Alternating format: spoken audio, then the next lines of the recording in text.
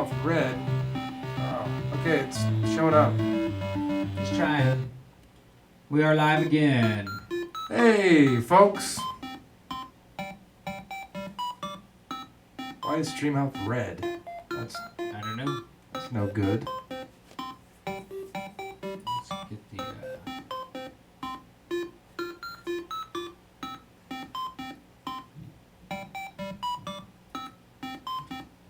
You want to comment to see what happens when we get a chat there? I just put a chat in. You did? Yeah, do you have it inserted? That's why I was checking. So let's see. Did it pop up over here? Yeah, hey, folks. Alright, so we need to fix that. It's like there's two people watching. Hi, Mom.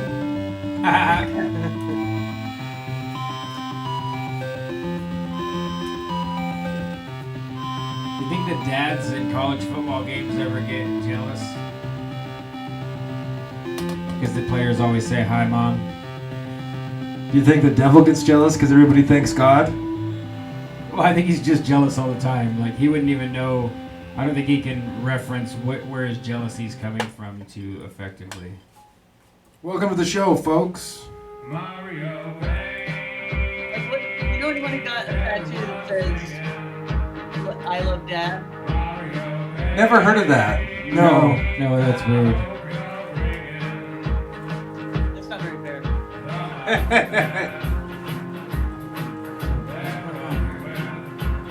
Oh, it's all over there. That's what I want. Why is our Stream Health red? I don't like that.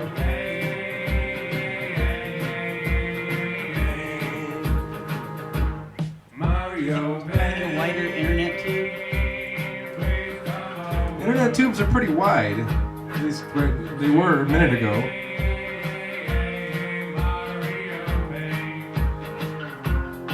Alright, that appears to have fixed that part. Oh, now it's yellow. Nice.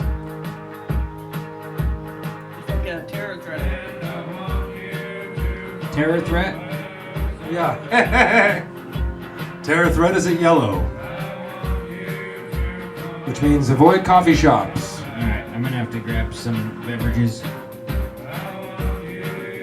Are you gonna have a caffeine beverage from the... No, I won't. I'm not gonna break no rules. Don't break the rules.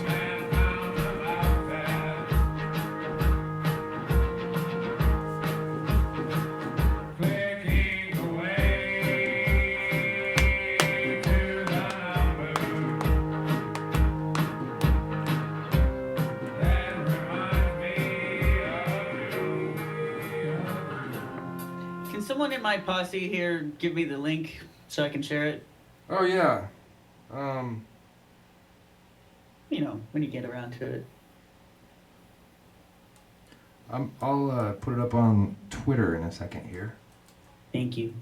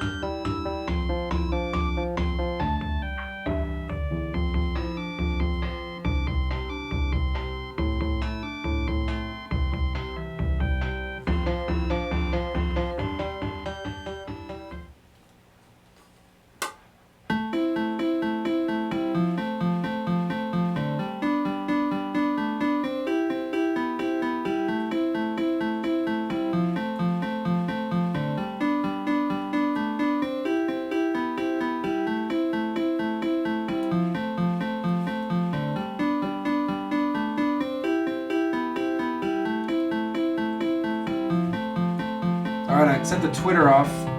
Thank you.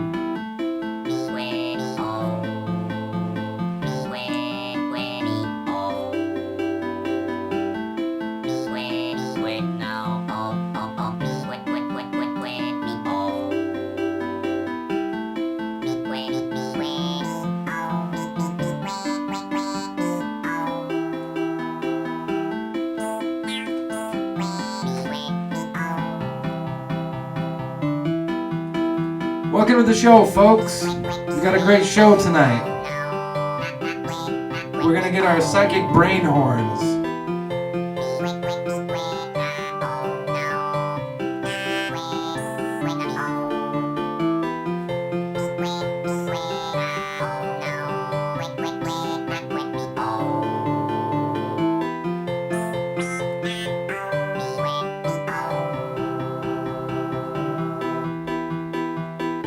What's up, Civilian X? Glad you could make it. What's up, Snake Jones? Number 9.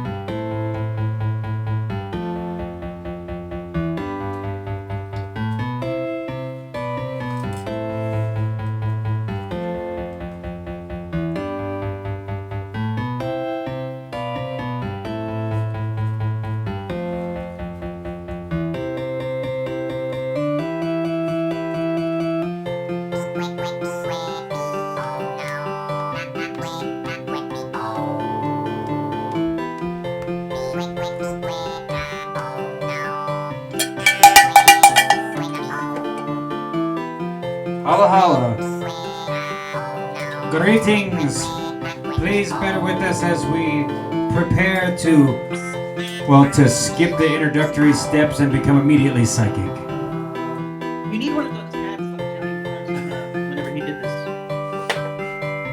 The what? Do you remember Johnny Carson's act with he was the psychic dude? Oh yeah, The great Karnak Karnak. Yeah. with hermetically sealed envelopes.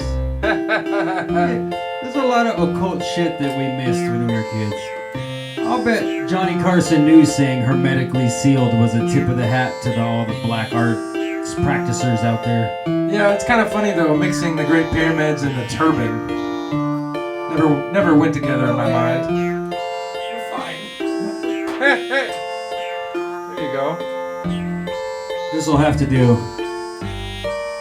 Can you see us, Tracy? Do I see you? As in, You don't see us on your screen, on your regular screen? I Okay. do.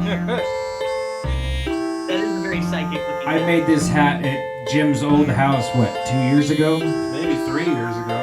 It's made out of the fine art materials of cardboard and masking tape. Yeah. Blue painter's tape. Oh, I forgot. I'm stealing something from the fridge.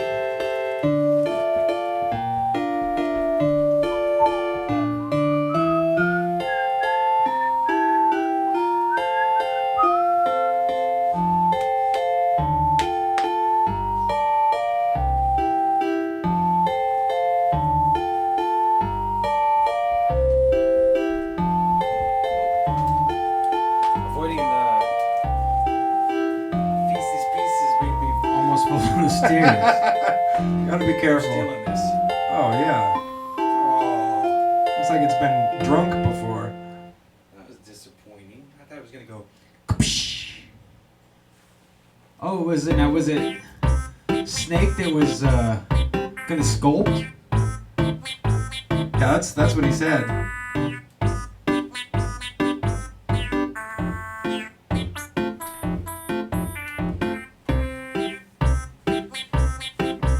This stuff is like garbage.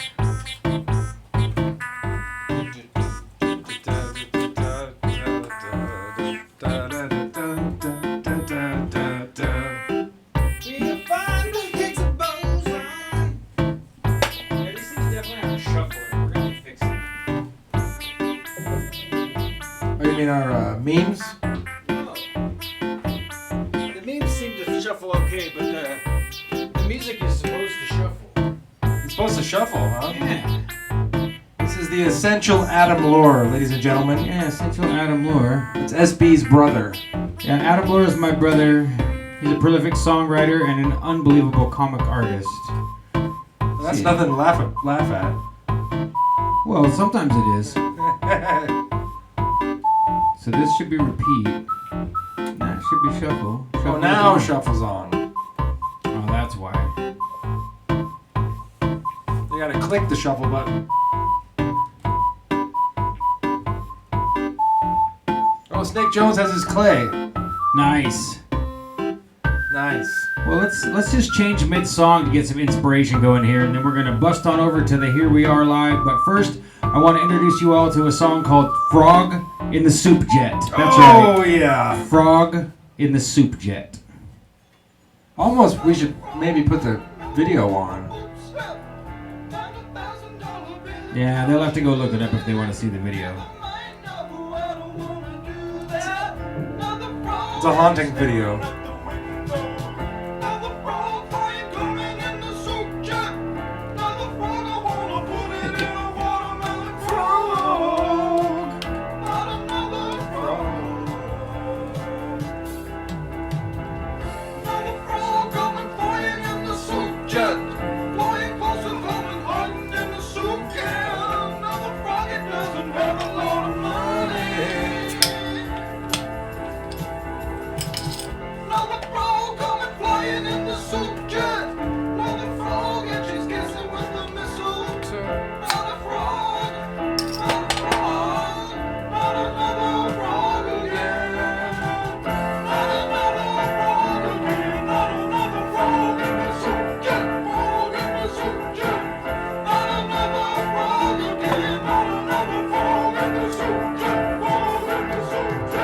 Got 14 watching. Welcome to the show. Welcome, welcome, welcome. Please enjoy Frog in the Soup Jet, and then you'll see us popping your way.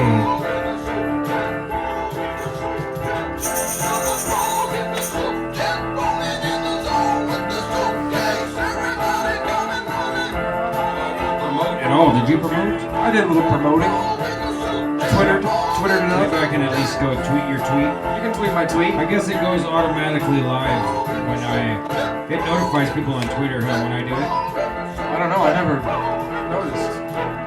I'm never looking at my Twitter when we go live.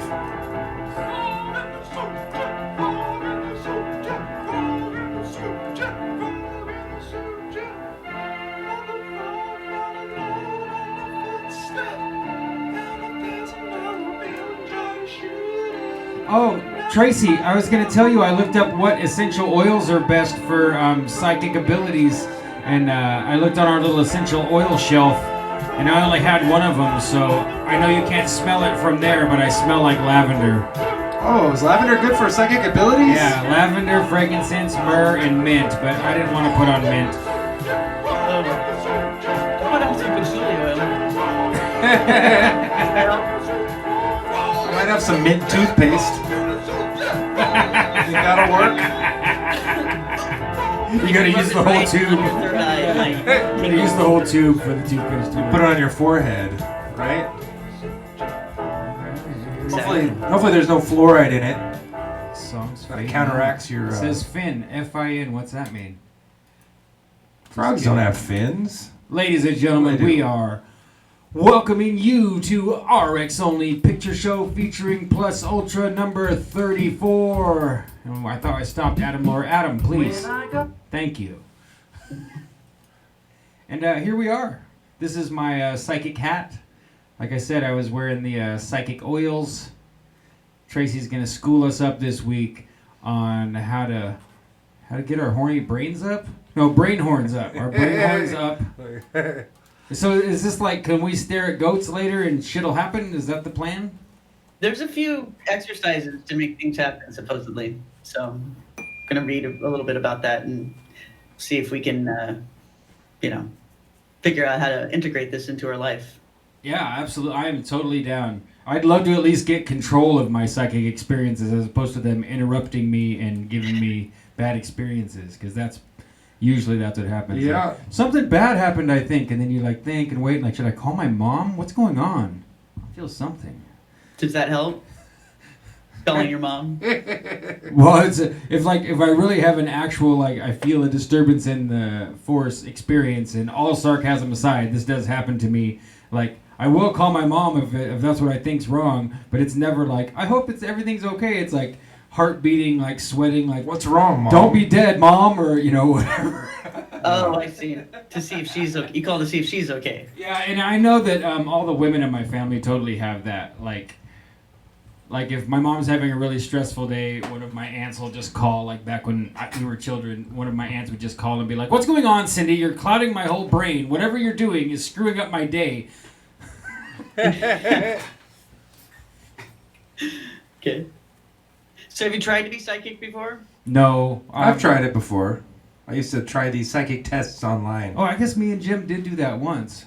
They had like Zener cards and Like there's a meter you can What's try that? and affect yeah, on some website. yeah, it's psychictests.com or something, I think. And they like have they have like one card that face up and then 4 cards face down, and you pick the one that you think is the match for the one that's face up.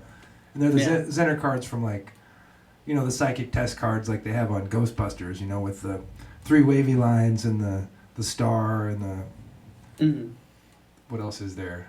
A circle, I a think it's square. yours.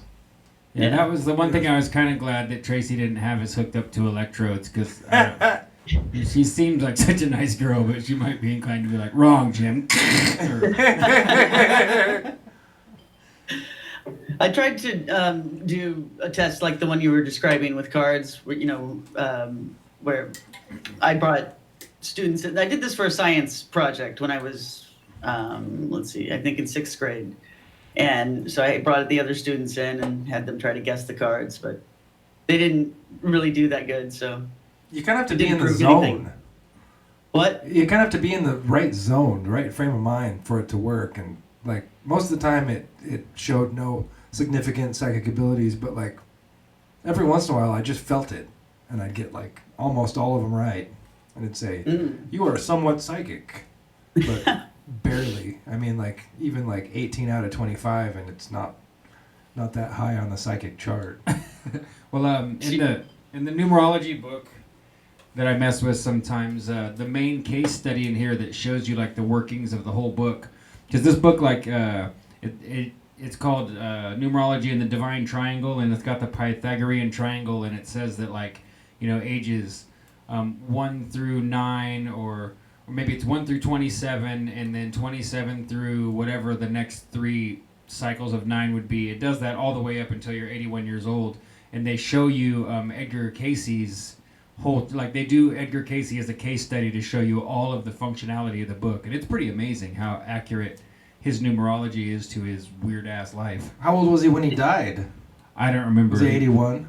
No, I don't think he lived to be that old. We could look it up, but I don't. I mean, I've always like meant to go read some Edgar Cayce stuff just to check it out for curiosity, but I've never really done anything but like go read a few paragraphs or read somebody else talking about him. He's pretty interesting. Yeah. Yeah, I think it's something that I'd like to get into at some point, but because I've heard good things about him. Yeah, that he seemed to be accurate about some of his stuff. So I have a few books about him, but they're not written by him. There are other people writing books about him. So did he write books, or did I think maybe so. just other people wrote about him, right? I don't remember. I know he was a healer, like a psychic healer. The sleeping prophet is what they called him. Yeah. And he went out in the woods when he was a kid and saw some fairies or something, and then he had to study for a test, and he fell asleep on his school book, and then he woke up and like I guess absorbed it all through osmosis and aced the test the next day. Yeah, that's the story I remember the most, is about him going to sleep with the books and absorbing them. So I thought that would be great if you could do that, you know? Yeah, osmosis is the best way to learn. I would totally get rid of my mattress and just lay my library there and throw up like a sheet over it and be like, all right, let's see what happens. Have you ever tried that speed reading stuff? Oh yeah, it works if you practice at it. I mean, Really? I'd say everyone that claims that they do it like just by glancing and flipping pages is probably exaggerating. But I definitely improved my reading speed from where I started. You know, like. But do you comprehend? It's just like, yeah. I mean, it's just like getting better at scanning. You know. Mm. The thing that, okay, this is the main problem I had with trying to improve my reading speed, was that when you get to past the novice level, not to advanced, but just to intermediate practicing, what they want you to do is completely shut off your internal voice.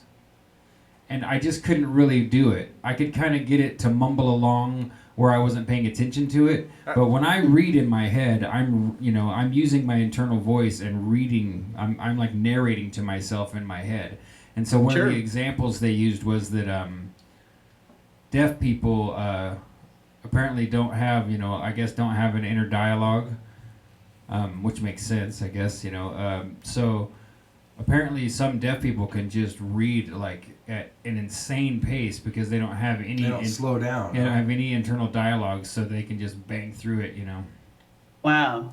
So, but I mean, I got to the point where sometimes I would have my internal voice kind of like half turned off, like I was fighting it, like it was work, and I could feel that, like, okay, I could really blow through this faster, and then it would just like come back. And so I think if I kept at it, I could probably kill my internal voice for when I was trying to speed read. But the other thing is, if you're out there and you've never looked up these apps like Spreed, Spreed, and there's one for your phone, it's got a panda bear, and they're speed reading apps, and they are just amazing because they emphasize one letter of the word in a different color of font, and you can adjust it to how many words are on the screen at a time, and usually I adjust it so it's almost the minimum, like only 1 or 2 words, and I can I can read like that at 600 words a minute, no problem. When I took an anthropology class not too long ago, 2 years ago, the lady was so insane on the amount of reading she wanted us to do. I literally wanted to go find her and beat her up. It was an online class. Like, I couldn't believe, I think she was discouraging 90% of people from ever being interested in anthropology on purpose because she was an asshole.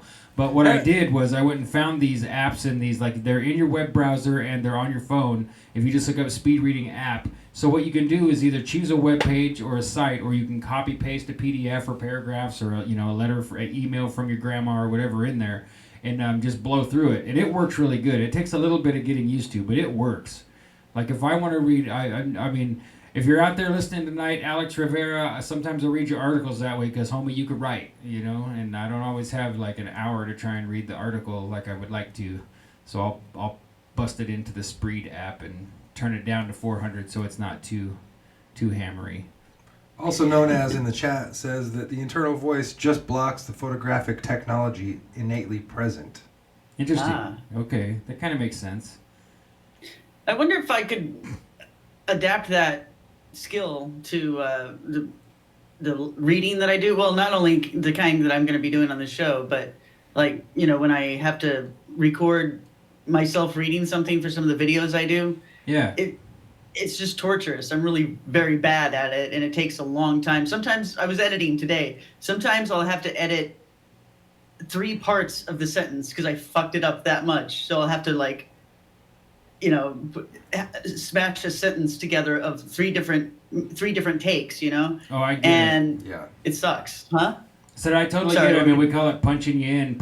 Like if you're recording songs as a singer, like I've been very frustrated at, like, okay, let's just get like this one line out. I know it's taking 10 takes, but like if you can't get it in one shot, then you start punching it in.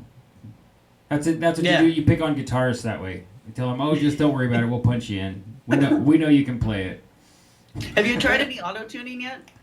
I've had it as a setting at someone else's house just to goof off with, but I've never used it. I mean, I would, because I think it's hilarious to auto-tune yourself. And I'm sure there's some cool things you could do with it, but it just reeks of pop music. That just made me think of Shakespeare's Sister. Do you remember that, Tracy? Remember That band? Yeah, I remember them. Yeah, because they were like the first ones that I remember that had a really big non-pop hit with whatever their one big song was. It had that old school auto-tune that like almost wanted to jump around on you.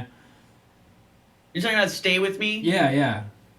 Okay, Yeah. so wow, I didn't even think about that. If you go back and listen to it, it's definitely like old school auto-tuned. So I didn't know there was a difference between old school auto-tuned and modern auto-tuned. So explain, if you would. Well, I mean, I don't think it was analog or anything, but just the digital technology. I mean, gosh, those guys must have been, what, was that like 93, 94 or something? Yeah. I mean, that's old. Right. So earlier, 92, I would say. So it's probably, nowadays everything you're hearing is either like a really expensive rack mount piece of equipment, or it's like the same as an app. All they call them plugins, and it's all you can get a plugin for everything now for your computer. So if you have a really beefed up computer to record stuff with, you can get a plugin that sounds like any amplifier, almost any microphone. I mean, within a limit, obviously. Microphones is kind of the exception to the rule. You're not going to get a computer to pretend to be a Sennheiser mic or anything. But so I'm sure the auto tunes, I haven't looked, but I'm sure that the ones that are available are either really high end, like professional studio quality plugins, or they're a super advanced rack mount. Whereas back in the day, who knows? I don't know. It might have been like it might have been a one of a kind thing that only one company was doing it, and they were the first ones breaking ground. Well, that song that you talked about from Shakespeare's Sister. I mean, I don't remember anything annoying about the voice in that song. It sounded nice. Whereas, like a couple days ago, there was a song on the radio in a car I was in. I had to tell the driver to turn it off, and I normally don't do that, but it was abrasive because it was this high-pitched voice, robot voice, and the pitch was changing like every second or so in this really weird way. It was so annoying. I don't know, you know what I'm talking about, right? Like it's getting to the point where it's really, really irritating. Oh, well, this would be my explanation for that, is that either they were being really subtle with the Shakespeare Sister one, or they were actually using it to correct her voice because she wasn't hitting clean notes. Right. Because that's really the idea, was that they designed it. They designed it so that people who kind of half sucked or weren't perfect could get takes and not have to worry about it. It's like a crutch. Well, so then as we graduated from there towards now, people are trying to use it artistically, and so it's stupid, like to use something that's really designed to correct your pitch slightly just in case. And plus, it would save you a take. If you put the autotune on and you sing, Mariah Carey sings almost perfectly, and she misses one little note, they can actually use that take. Even if you can kind of barely hear it, they'll engineer it enough post-processing to make it okay.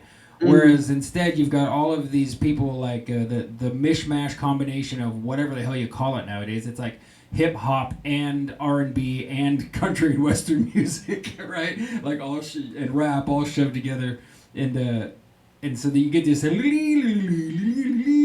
this sound of, and it's just annoying to me. I can't stand it. Yeah, and in the rap songs, a lot of times they sound like a robot rapping.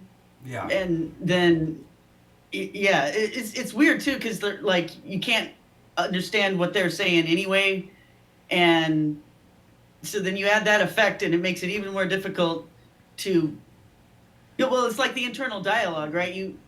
If you can't follow what they're saying at all, it's, for me at least, it's really hard to get into it, and.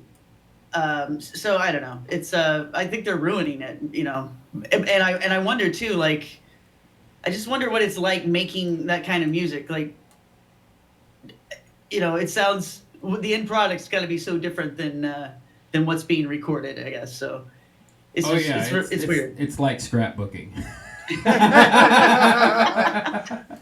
Just imagine like some thoughts, and I mean THOT thoughts. And like a whole bunch of Swisher Sweet, like fruit flavored roll up papers, and like people busting out hella weed, and then like they just keep throwing shit against the wall until they get some stuff to stick, and then everybody has to go away for a little while, and the engineer does his work, and they come back, or you start with a music bed, because that's what guys do. They'll be like, I'll sell you my beats for blank, right? And then they just take the beat and either rap over it as is, or maybe modify it by adding a hook or something, Mm-hmm. There's a lot of kids in Walla Walla that I know that some of them are still trying to be rappers, Okay. Hey, can I update you guys on something that I mentioned in the last show? Yeah, please. Yeah, I don't know if your mic's cutting out a tiny bit or if you're just a little bit of ways away from it. So. There we go. Is that better? Yeah, that's a little better. Yes. Okay, so we discussed on the last show, and just for anyone who hasn't seen it yet, we talked about this statue of Mercury, and so it's based on a famous statue that's in a museum in Italy, I think, and it's got this strange boy's head, or bust of a statue of a head or something that he's standing on top of. And we were wondering what the significance of that is. I still haven't figured out the significance, but I mentioned that I have a tarot deck, excuse me, that shows Mercury. Again, we have the severed bust of a boy's head. So, let's see. You see that? Yeah. And I'll go in a little bit closer for the head. Trippy, yeah, That's perfect. absolutely. So, again, I'm just asking the audience if there's anyone who knows why this would be a motif, because we have it here twice now, so it must mean something. And this deck, by the way, it's one of the first tarot decks. And It's beautiful. it was made by, it's called the Montaigne Tarot. This is Wait, hold it he's up. the guy- Hold it up one more Huh? time. Hold it back up one more time, please. sure. I'm trying to get you in frame so that it's better. Yeah, there we go. Montaigne Tarot deck. And if I'm not mistaken, Montaigne was Botticelli's master, the guy who taught him how to Yeah. paint. Oh, interesting. Okay. Unless it was the other way around, but I think that's the case. I'm just looking at the notes here. But anyway, yeah, so this is a weird tarot deck, or a very interesting one, because it's got like all the seven, what do you call it? Like the seven arts and sciences. What are they called? There's like a term for it. The trivium? No. Actually, I think that's it. But Because there's another the term. trivium is what? It's Man. logic, rhetoric, and Yeah, those and, things. and then it's not. It doesn't start with logic. It starts with essentially vocabulary. I can't think of but there's a different word for it. And then so that's the trivium, and then the quadrivium is it's like mathematics, geometry, music, and astrology. Yeah. Okay. Yeah. So these are the things that classically Right, should have classic been taught agent, in yeah. college. Yeah, back in the day, and if you're really Yeah. rich. So, should I tell you guys about this book that I wanted to share Yes, a little bit please, about? please. Okay. Let's check the chat real quick, and then we're gonna. Okay. Oh, and I looked up. Edgar Cayce lived from 1887 to January 3rd, 1945. 62 years, I think. So that's not very old. So I was trying to get back to that. Or do you? 68 years. So just to update the chat, what we're doing this week is we're going to focus on seeing if Jem and I can demonstrate some psychic abilities. And Tracy's going to tell us about the book that she's had, or that she has. And I'd like to know how long you've had the book and how much you've experimented prior to. I can say in the past, years ago, I did some self-hypnosis. But other than that, I've never tried to develop psychic abilities. So. Okay. Yeah, this book is called Psycholomancy: The Secret of Psychic Power Control. And there's nothing on the cover. I think it used to have a cover, but anyway, this is a book that was on my mother's shelf when I was a child. So that's how I acquired it. Last time I visited her, I asked if I could keep it, and so she said yes. Cool. Yeah, it was published in 1966. The author's name is Frank Rudolph Young. And I looked online a few months ago for other people writing about this, and there was just a couple of articles, most of them satirical, or, someone just kind of making fun of it. Because it is pretty funny in some ways, which is kind of why I wanted to share it, really. Right. But so I'm just going to, I guess, start reading some of these explanations of what he's about to get into here. And then I'll wait, skip this ahead book's been to... around like as long as you can remember then? At your house? Oh, yes. Yeah, I don't know when my mother bought it. I think she had it before I was born. So, yeah. Cool. Very cool. And yeah, I used to try to do some of these things when I was a kid. But I balked at putting your hand in the ice water and trying not to feel the pain. I knew it wasn't going to work, so. So I'll just go ahead and pick a part to start here. All right. Descriptions of the 10 parts of your primitive autoconscious. First part, your psychic power center, the silent area of your brain, differs microscopically from the adjoining areas of your brain and contains a tested, astounding power over your mind and body, which your conscious and subconscious minds do not. Since its cortex has not been adequately analyzed according to Gray, the mysterious power of this part of your brain has to be your psychic power, for it has not been found to be anything else. That's a weird way of looking at it. Okay. Yeah, that's not logical. But it does. It's not anything else, so that's what it has to be. This was made in 1966. I'll bet we know a lot more about the brain than he did then. But scientifically, this center has been proven to control your power of attention, your memory, your digestion, your heart and kidney functions, your respiration, your blood pressure, your sensations of pain, temperature, and pressure. It is also connected to many of your most important message-receiving sensory areas, such as your somesthetic consciousness of your body area and your visual and auditory areas. Your psychic power center, in brief, is the most important region of your brain to develop for your unknown self. Once you learn how to rule your body with it, you can control at will your lungs, your heart, your liver and kidney functions, your digestion, your bowel movements, your blood pressure, your muscle coordination, your body temperature, and much more, as well as perform mental and physical feats which confound other people. It is like the one eye of Cyclops, cyclomancy. Without it, Cyclops was a helpless giant. With it, he was invincible. So that explains the title of the book there. It's about the Cyclops. Yeah, it's about your third eye. Exactly. Except for your highest visual center in your temporal lobe, the other parts of your primitive autoconscious are not psychic power centers. They do, however, rule your muscles and various nervous systems. Your psychic power center is able to control your whole body only because it can rule all these other parts of your primitive autoconscious. And we got one guy in the chat saying one guy in the chat is saying he has the book and that he knew that this is what we'd be talking about because of the brain horns in the description.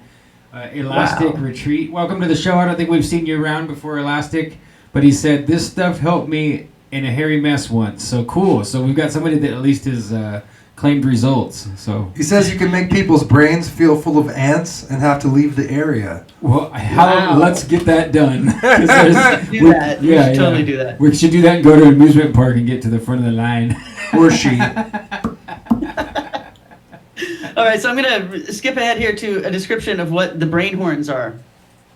Your psychic power artillery is for psychic power projection too, and psychic power reception from outside your body. It consists mainly of your optic nerves and your retina. Your retina is an outgrowth of your brain and a true nervous system of its own. It is unlike any other sense organ. With the various heat, ray, and wave projections from your brain horns, you can send from it or receive in it messages or commands from any distance. With it, you can influence the health of people near you or far away, win friends and control people, and exert psychokinesis or psychic power upon inorganic substances. Win friends or control people. That's so similar but so different from Dale Carnegie, right? Yeah. Win friends and control people. Here's some more psychic body parts that he describes. Your primitive seeing center and your highest visual center. Your external geniculate bodies and your occipital lobes.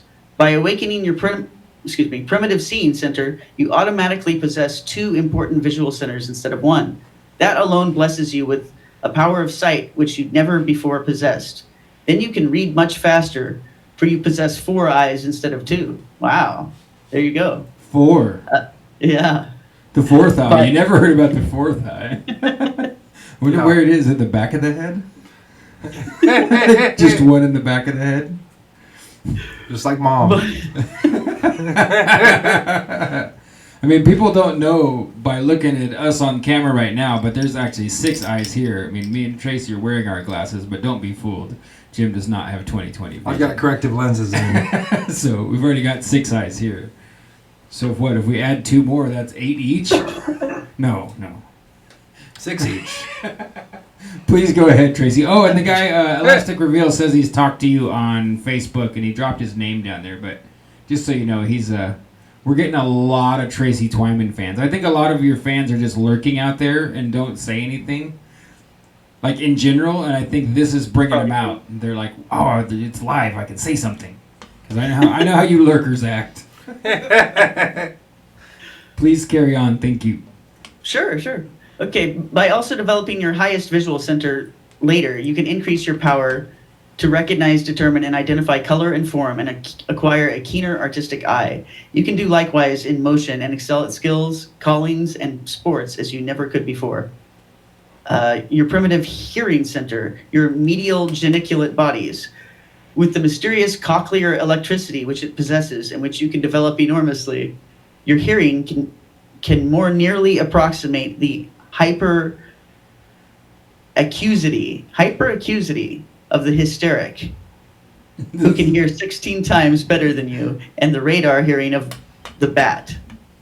Wow, that's interesting that it says cochlear energy though, because I mean the cochlear implant definitely works. Cochlear electricity. Yeah. Yeah. Trippy. This is trippy. Your psychic power vision, your eyeball. By acquiring the ability of psychic power vision, the psychic master can acquire the microscopic and the telescopic eye and see through matter and peer into distances. By creating an astral tube, you yourself can see astrally at enormous distances. You can even reach out with the power in your eyes and touch people 20 feet away with it. For practical purposes, you can improve markedly both your near and distant vision. Your psychic power hearing, your auditory nerves, and your temporal lobes enables you to improve your own hearing considerably, to unmask sound with amazing proficiency when a great many sounds are heard at once, to feel sounds even before you hear them, to multiply your efficient reactions to sound with your psychic power-driven cochlear electricity, to create an astral ear, to receive sounds from faraway distances, and to improve your own hearing remarkably, as the blind do. So the blind people, the reason why they can hear better is because they created an astral ear. Whoa. I know, man. So, I'm going to skip ahead here. We could talk about the nerve gap and putting it under psychic control. The nerve gap? Yeah, he had some stuff about the nerve gap before, but I just thought I'd skip ahead to the chapter that's about the nerve gap. It's either pretty fluffy with language, or it actually sounds to me like it's pretty academic, like because he's using a lot of big fancy words, and some of them I definitely recognize.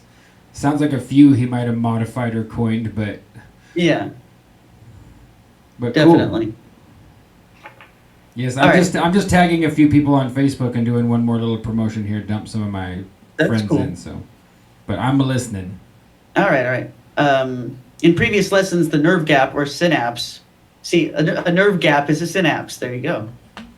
Was repeatedly pointing out as being a barrier in the path of the messages being sent by your body to your brain, as well as of commands being delivered by the brain to your body. Since practically all nerve pathways contain one or more nerve gaps, the speed of your reflexes can be significantly retarded by them, and the speed of transmission is a prime requisite when using your unknown self. This lesson will show you how to rush your messages and commands through your nerve gaps and increase unbelievably the effects of your nerve messages or brain commands. Their speed or transmission is slowed down appreciably at the nerve gaps because they have to bridge the distance between the two nerve segments at the gap before they can proceed on their way. The nerve gap is the place where one nerve segment carrying a message or command ends and where the next nerve segment, which carries it on further to its destination, begins. The ends of the two nerve segments face each other like the prongs of two forks. When your message or command reaches the end of the first nerve segment, it stops. But the ending of the segment then releases a certain fluid or humor, acetylcholine, which enables the message or command to transfer itself from one nerve segment to the other so that the second nerve segment can pick it up and carry it on further to its destination. Frequently, a third and smaller nerve segment lies between the two main ones to connect them, adding another two nerve gaps for the message or command to bridge. You're right, there is a lot of technical stuff here. I'm going to skip those two paragraphs. We'll go on to the psychic arc. In the laboratory, the resistance at the nerve gap can be reduced markedly by giving the message or command carrying giving the message or command carrying nerve consecutive high stimulations. These are repeated until the resistance at the nerve gap becomes so slight that the speed of the transmission across it increases to nearly as fast as through the nerve body itself. The acetylcholine secreted at the nerve gap is built up with the first strong stimulation given the nerve. After a brief pause, while the acetylcholine is gradually dissolving at the nerve gap, the nerve is given a second strong stimulation. This time the message or command will cross the nerve gap faster because some additional acetylcholine still remains undissolved in it. Following another brief pause, the nerve is stimulated a third time. After several such stimulations, the nerve gap retains such a large quantity of undissolved acetylcholine that its resistance to the very next message or command may be reduced by 1/8 of what it was originally. 1/8. Wow. Then now, Tracy, I was just going to look up the author so I had a little bit of background on him while you were reading, and maybe we could break it up so that you don't have to read in perpetuity. But because this is pretty dense. But so I went to Amazon just to like remember the author's name, and the hardcover version of this book with the dust jacket on it is $300. Did your mom know that when she handed it to you? Wow. Now I don't know if that's right. Sometimes I see that in people. It's like all 2-star reviews and like boo hiss. But I mean, it looks like 7 customer reviews, 5.5 stars. 3 used from $300, so it might be a pretty rare book, actually. I think it probably is. Because, I mean, it's really...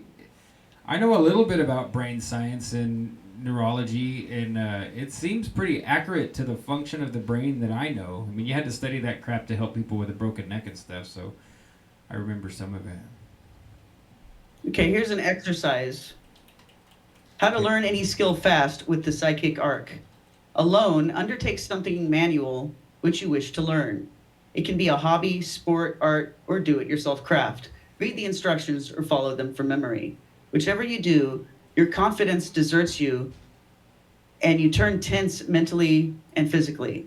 With the psychic arc, you think immediately of a delicious food, a juicy steak, custard pie, ice cream, or whatever delight you relish. Visualize it so clearly before you that your mouth waters in sheer anticipation. Your muscles relax and feel again more at ease. Suddenly concentrate again on the skill you are trying to learn and practice it more. Your tension returns. So think again of the entrancing dish. Instead of letting your mind wallow in fear of possible failure and thereby cause your nerve endings to dry up, think of something wonderfully delicious to eat. Try again to learn the skill, and you will find yourself performing it easier and easier. After repeating the above procedure several times, you will be able to visualize the appetizing food so vividly in your mind from the very beginning of learning any skill that you won't turn tense in it at all, even when you engage in it in the presence of other people. Your ability to master any new skill thereafter with remarkable speed will be permanent. Always apply the psychic arc. Always apply the psychic arc, though, briefly each time. Intensify it with a psychic power command rocket from your psychic power center, and the quantity of acetylcholine accumulating at your nerve gaps will increase fast and speed up your learning. That is how to learn any skill quickly with your psychic arc. So the psychic arc seems to be about, like, trying to do a thing, and then when you feel any kind of resistance, you give up a little bit and let yourself think about something nice, and then you try again, and then it's about creating new pathways. Right. So that was the name of that exercise, was the psychic arc. That was one of the exercises dealing with the psychic arc, and there's a couple of others. Because that's a lot like NLP too. Nerves that fire together, wire together, as they say. So yeah. Have you ever studied NLP, Tracy? I have. Yes. So I used to practice a little bit just for self-help type stuff because it works to like if you keep having a recurring memory of someone yelling at you or like a bad experience or something you just don't want to haunt you. Like if you go every time it pops up and either make it humorous or like change the colors or change the person's face in your mind. Yeah, play it in reverse. Yeah, exactly. Speed it up, slow it down. Eventually it does. It's like recording over or damaging a VHS tape. Like the memory tries to come back and be like, "Ooh, I'm your big bad memory," and instead it's like, like my ex. She used to scream and yell and be crazy all the time. So I started putting a clown wig on her and a nose and like floppy shoes and like make the whole thing go backwards really fast and then forward, and totally worked. Like then like memories would come up and I'd laugh like, not anymore, bitch. See, I think you probably have a lot of, self-control anyway, because, I've tried things like that, and it doesn't work very well for me usually. It took a lot of work, but yeah. I mean, no, I've always been pretty damn stubborn if I'm going to apply myself to something, and so that I would say that has built up over the years to being like, I can pretty effectively learn stuff. Like I was in a depression 2 weeks ago over Christmas, and I just went and said screw this and learned Life on Mars by Bowie on the guitar and singing because I wanted out of it. So here's something to do, and I mean it's not easy. It's a hard ass song. I haven't polished it up yet, but when I get it up to speed, folks, I'll bring it out to you. But cool. All right. Well, how about how to win people over to you easily by transferring the psychic arc? Would you like to hear about that? Yeah, Yes. please. Yes, please. The technique is the same whether you are a man or a woman, a friend or stranger, and you can use it with either sex. You can even use it over the telephone. You are speaking to Jack or Jane, and you want him to like you, either for business or social reasons. When he talks, listen attentively, but also think of something you enjoy. You could either think of a juicy steak again. This guy likes some steaks. You think of the cartoon where the two guys are lost on the island and they start seeing each other as a hot dog. A chicken with doilies on its feet. Every time you say, sorry, go ahead, Jim. Oh, I just the chicken with doilies on its feet. Yeah. That's what I said. It makes me think of the Matrix steak. I don't know why, but Oh yeah. whatever the bad guy's name was that was getting his Matrix steak. If you watch in movies, folks, you can see other examples that, to me, it's pretty obvious that someone's taking a bite of Matrix steak. Like in the movie Suicide Squad, the black lady president who's all ruthless and mean, like she's sitting there talking, and the way that they zoom in and camera angle and everything, it's like that's the Matrix steak. She's eating the Matrix steak. I think we have to do a meme about the Matrix steak now. That's a good idea. And there should be a t-shirt involved too. With the A1 plus ultra sauce. Okay. So either think of a juicy steak or of the fact, true or false, that Jack or Jane is an exciting person to know. Nice, okay. If you've worked in customer service, you've already done that stuff. If he is not worth knowing, perhaps you had better not cultivate him at all, or you might regret it. Here. Whoa. This, I could it's see good why this advice. book's $300 because it's too true, too honest. Yeah, I wonder, we should go through the reviews too and see if anyone, who has more willpower than me has ever actually mastered these things. Okay, so, think of all the superb qualities he possesses and aggrandize them in your mind. Cut that thinking short after 2 seconds. 2 seconds later, though, think it again. This time, also intensify it with psychic power. In order to do so, visualize to yourself that Jack or Jane is twice as attractive to you as you previously thought she was, or he was. So it's like psychic beer goggles. With steak. With steak, With yes. psychic steak. Matrix steak. Now we're getting the meme worked out. Put on my psychic beer You'd have to have goggles. Jack and Jane in it too. Okay, so again, cut that thinking short after 2 seconds. 2 seconds later, though, visualize Jack or Jane as being 3 times as attractive as he was before. Let him do most of the talking, too, so that you can concentrate more thoroughly on your thinking and visualizing. Visualize only the marvelous qualities which bless his appearance, voice, attitude, expression, as you call it, if he is not present. Or his expression as you recall it, if he is not present. His humor and sensitivity, and forget his drawbacks. Your whole system, as a result, will soon fill with an overwhelming liking for Jack or Jane. This overwhelming liking rushes to your nerve gaps, and your nerve endings respond by secreting a flood of acetylcholine. The feeling of delight immediately A feeling of delight immediately sweeps through Jack's psychic power center, and it is related to his whole body. His loving nerves reply by secreting acetylcholine too, and he yearns for your company. You have won him over to you by transferring your own psychic arc from yourself onto him. And here's a note.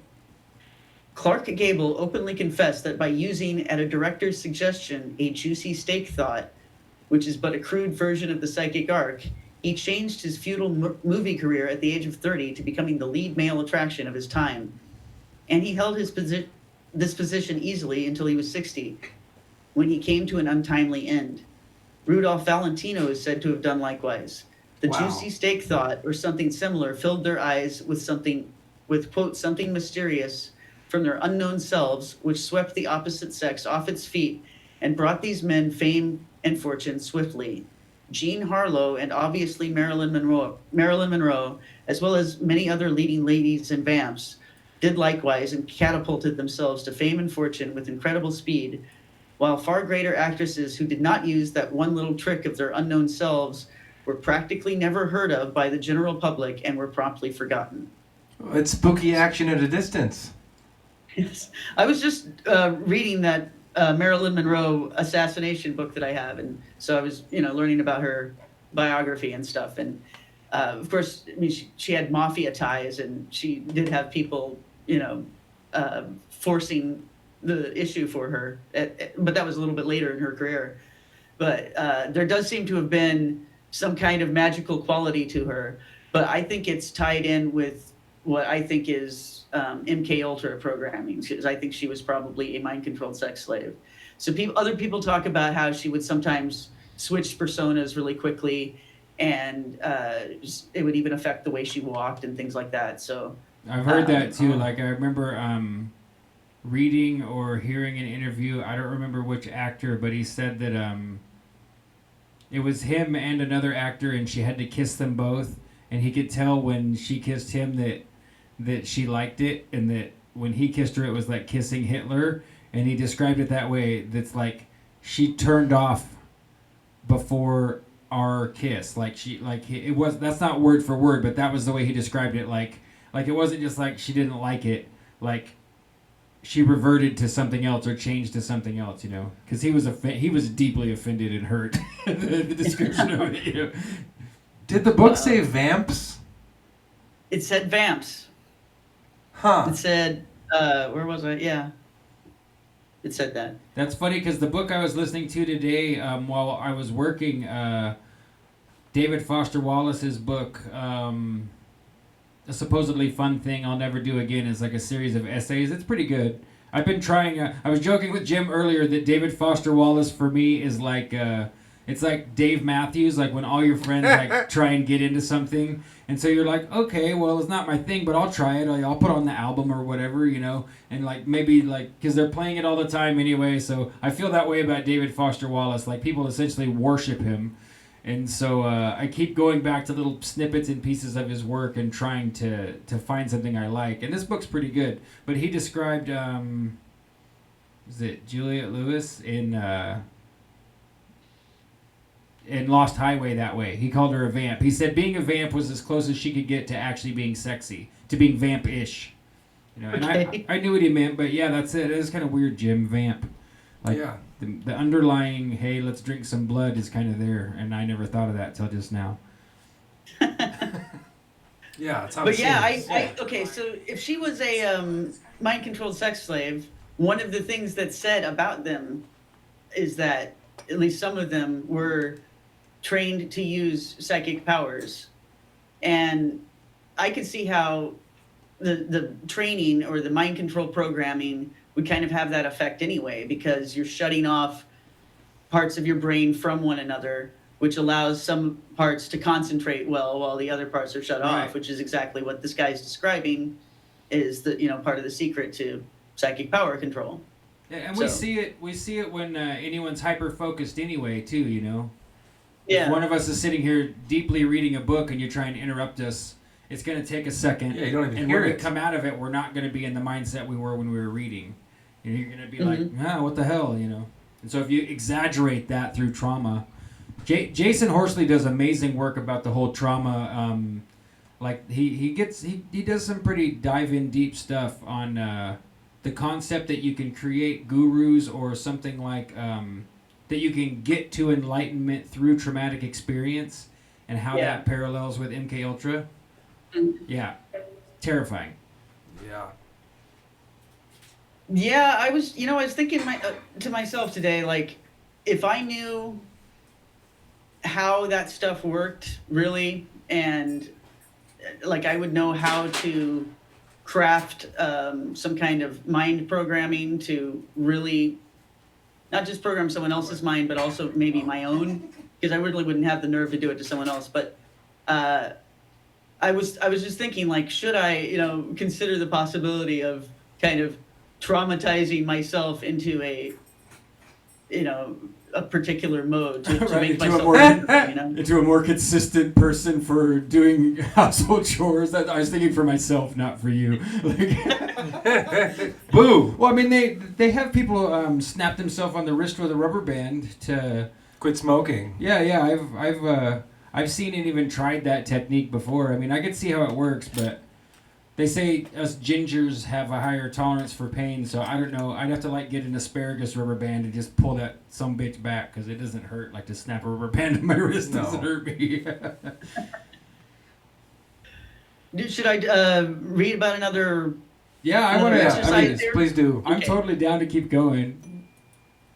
So we're skipping ahead here, and like I was telling you guys before the show, this is a book of exercises. They're supposed to be done sequentially, so it's probably not going to work as well for us to just skip around here, but still, we'll explore what's available here, and maybe we can find something that we can do on our own here. The human lamp. It is common knowledge that the psychic masters can illuminate darkness by creating a light from themselves, which casts no shadows. Wow, I wonder if I did this just accidentally. One time I went camping a year ago, and my tent, I could see inside my tent, even though it was pitch black outside, and there was no light inside, and I couldn't figure out why. It was a real Yeah. mystery. So I wonder if I was glowing inside and I didn't know it. I believe it's possible. Yeah. All right. So anyway, certain bacteria emit not only heat but also visible rays. In 1923, Gurwitch discovered that cell divisions were stimulated when growing plant tissue was exposed to the tip of an onion root. By appropriate devices, he showed that radiations, which he called mitogenic rays, were emitted from the onion's root tip, and that these rays stimulated mitosis, division and multiplication, in cells. It is by no means inconceivable that the power of light lies dormant in all matter, living or dead. The light is created by heat, and all bodies, living or dead, can create heat through their living processes or through the atomic movement within them. You have also been shown repeatedly that your muscles and nerves react electrically. Indeed, that your whole body reacts electrically to your external environment. Also, that it produces both radiant heat and infrared radiation. What could be more natural than for the psychic master to develop the heat 109 times more than normal, without even counting the further multiplications which he can bring about at the nerve gaps and create a human lamp? How to create a human lamp? The electric organs of fish, like the electric eel and torpedo, can discharge an electric shock, which in some of the large species measures from 400 to 800 volts. Their electric organ is composed of plate-like structures arranged in series or columns, which are believed to have evolved embryonically from the end plates of skeletal muscle. One side of each plate is innervated, and that side acquires a negative charge when the creature releases an electric charge. The other side of it acquires a positive charge. High concentrations of choline terase, the enzyme which breaks up the acetylcholine after it is produced at the nerve gaps, are produced in these electric organs. In some instances, several kilograms are formed in an hour, or about 3 or 4 times the weight of the electric organ itself. Acetylcholine, therefore, is closely associated with the electric discharge of these electric organs. In some species, the acetylcholine even accompanies the conduction of the nerve electricity along the bodies of their nerves too, but is secreted in them not only at their nerve gaps, but throughout the whole length of their nerve bodies. The production of acetylcholine is consequently absolutely necessary in order that the nerves and the electric organs of these species produce electricity. How then could you create a human lamp? Obviously by your liberating acetylcholine not only at your nerve gaps, but also along the whole length of the nerve body. How could you accomplish such an incredible thing? The most logical answer is with the psychic anti-drom. DRAM drom. What's an anti-drom? We're gonna have to look that up. And I got a story for you here. Hold on. Someone years ago gifted my mother. She doesn't have it anymore. This was a long time ago, like more than 20 years ago. Had gifted my mother an electric catfish. And they exist. I mean, we didn't believe it either. She said that, like, someone's going to give me an electric catfish. And all of us kids are like, Mom, you're losing your mind. Like, there's no such thing as electric catfish. You know, we've heard of eels and stuff. But this thing was real, and we had it in our front room for years and years. And at least, like, once every 2 or 3 years, one of my jackass friends or one of my little brother's friends would be like, I want to touch it. And you're like, okay, I mean, it will shock the hell out of you. Trust us, we've seen people do it. None of us ever touched it, but people always insisted that they didn't believe it was an electric catfish. They wanted to touch it, and it zapped them. I mean, it was hard. Like, water would fly. It was the same as like sticking your finger in a 110. I mean, it shocked them. So, wow. And I haven't thought about it for a while. I mean, obviously the fish eventually died, and of course we kept that fish by itself in a tank. You know. Right. It would be very nice to put it in there with your. What'd you feed it? Just regular fish food. Other fish? Just No, we fish didn't. food? We didn't ever buy it live food. I'm sure it would have been happy to eat it. So did it shock stuff as a I'm pretty defense sure, mechanism? We or? looked it up back in the day. If I remember correct, I'm pretty sure it was just a defense mechanism. I don't think it used it to hunt. Because, like, if you reached in there and tried to touch it, it didn't try and attack you. It's like, don't touch me, man. And then you touch it and get shocked and water flies all over our living room. And we get like, we told you it would shock you hard. And then they believe, no, nobody ever touched it twice. I bet. But yeah, I haven't thought about that for a long time, Tracy. Okay. Do you want to know what the anti-drom is? Yeah. Do you want me to look it up, or do you have the definition there?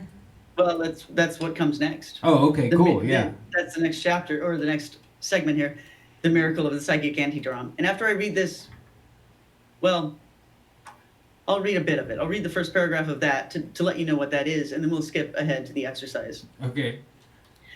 When the message to your brain reaches the end of a nerve segment, it cannot bridge the nerve gap and proceed farther along the nerve circuit unless the nerve ending secretes acetylcholine between the gap.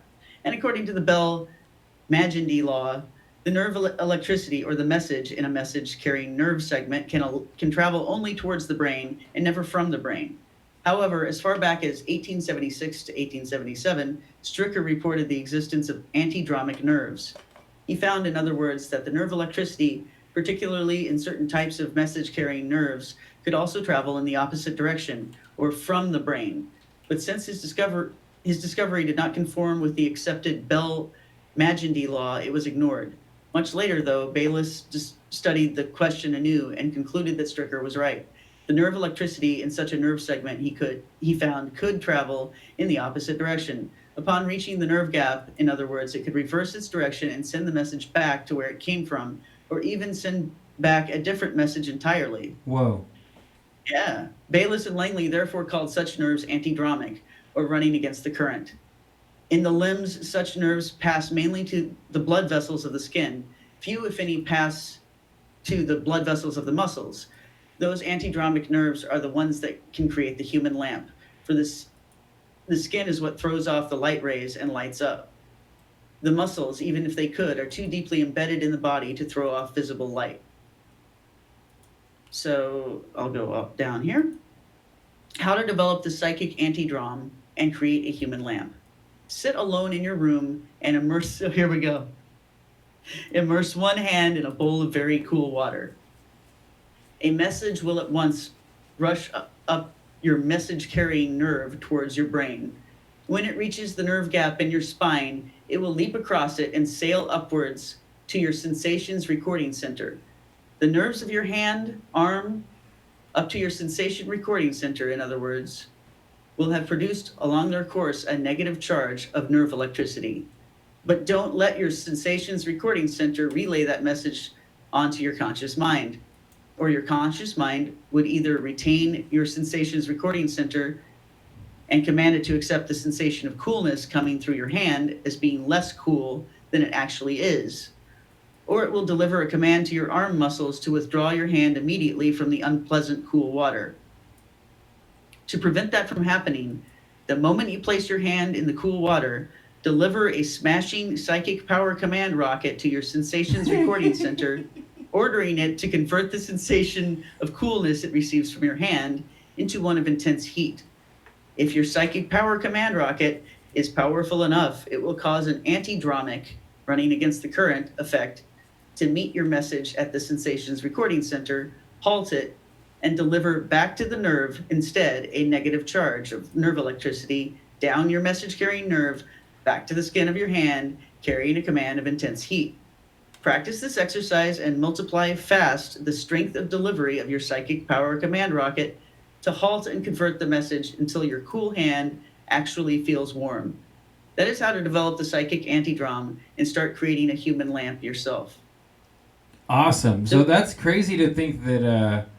I wonder. And this makes me curious to like look into this guy's preliminary findings and claims, and see where the argument lies today. Because that's pretty nutty to be like, okay, we confirmed there's anti-dromic action going on, but to go from there to say that you can manage and control it or like strengthen it, like making your biceps bigger, is. I mean, it makes sense. It makes. Do you know who Wim Hof is, Tracy? No. Okay, so Wim Hof is this pretty amazing character, and it's only been in the last few years he's become real popular. He does this like really staunch, fast breathing exercises, and then he'll like, and he trains people to do it.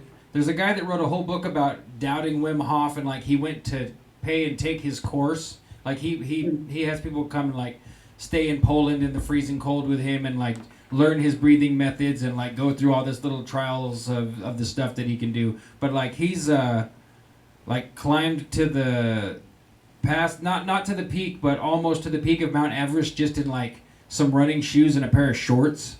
Like he goes and lays in the snow and like buries himself in it and like gets totally hypothermic temperatures and doesn't die, doesn't get sick, doesn't like have a reaction. Like so it's wow. And the guy that wrote that book, it's like that doesn't kill us makes us stronger was the title or something similar to that. But he changed himself from a skeptic to a full-on believer because he went and did it and it worked. And then he wrote the whole book about how part of the reason that we don't function as individuals and as communities as well as we should is because we've insulated ourselves so much from extremes that we don't experience extreme cold, extreme heat. We've got ourselves managed out of it with air conditioning and heaters and everything. And so he gets up every morning and like dumps ice water on his head and goes running in his shorts even when it's freezing outside, and says that it helps him stay skinny and helps him stay mentally clear. And like I considered like getting the book and trying it, but I just know that like the third day of me is supposed to be like standing there with a rope and I'm looking at a bucket of ice water like I'm going back to bed. Yeah. I'm not done with the water on me today. I used to ride a motorcycle like most of the year unless there was like a lot of snow on the ground when I lived in Portland, and I had like a 45-minute commute one way, but when it was really cold it would take me a lot longer because I'd stop and get like a cup of coffee sometimes. But there were times when I was so cold and I'd start to shiver and I would just kind of visualize myself as being part of the cold, like, you know, like you're immersed in your environment. So like I was just thinking I'm one with the cold, and just imagine my body being a part of it, unaffected by it, and I would always stop shivering. Yeah, cool. Yeah. I've definitely experienced something similar to that, not riding a motorcycle though. Yeah. But I mean the idea of being like, I'm cold and I know it's not going to go away because I can't get warmed up, so you psychologically acclimatize yourself, like accept this. Yeah. And then your body will settle down. And I was fine for a long time until I came into a warm place, and then it would be painful, you know, as the blood kind of moves back through your body. So do you think you could do the thing where you put your hand in the ice water? Do you Yeah, think you I think I turn could. your hand into a human lamp? I did some stuff like that when I heard about this thing that they were saying.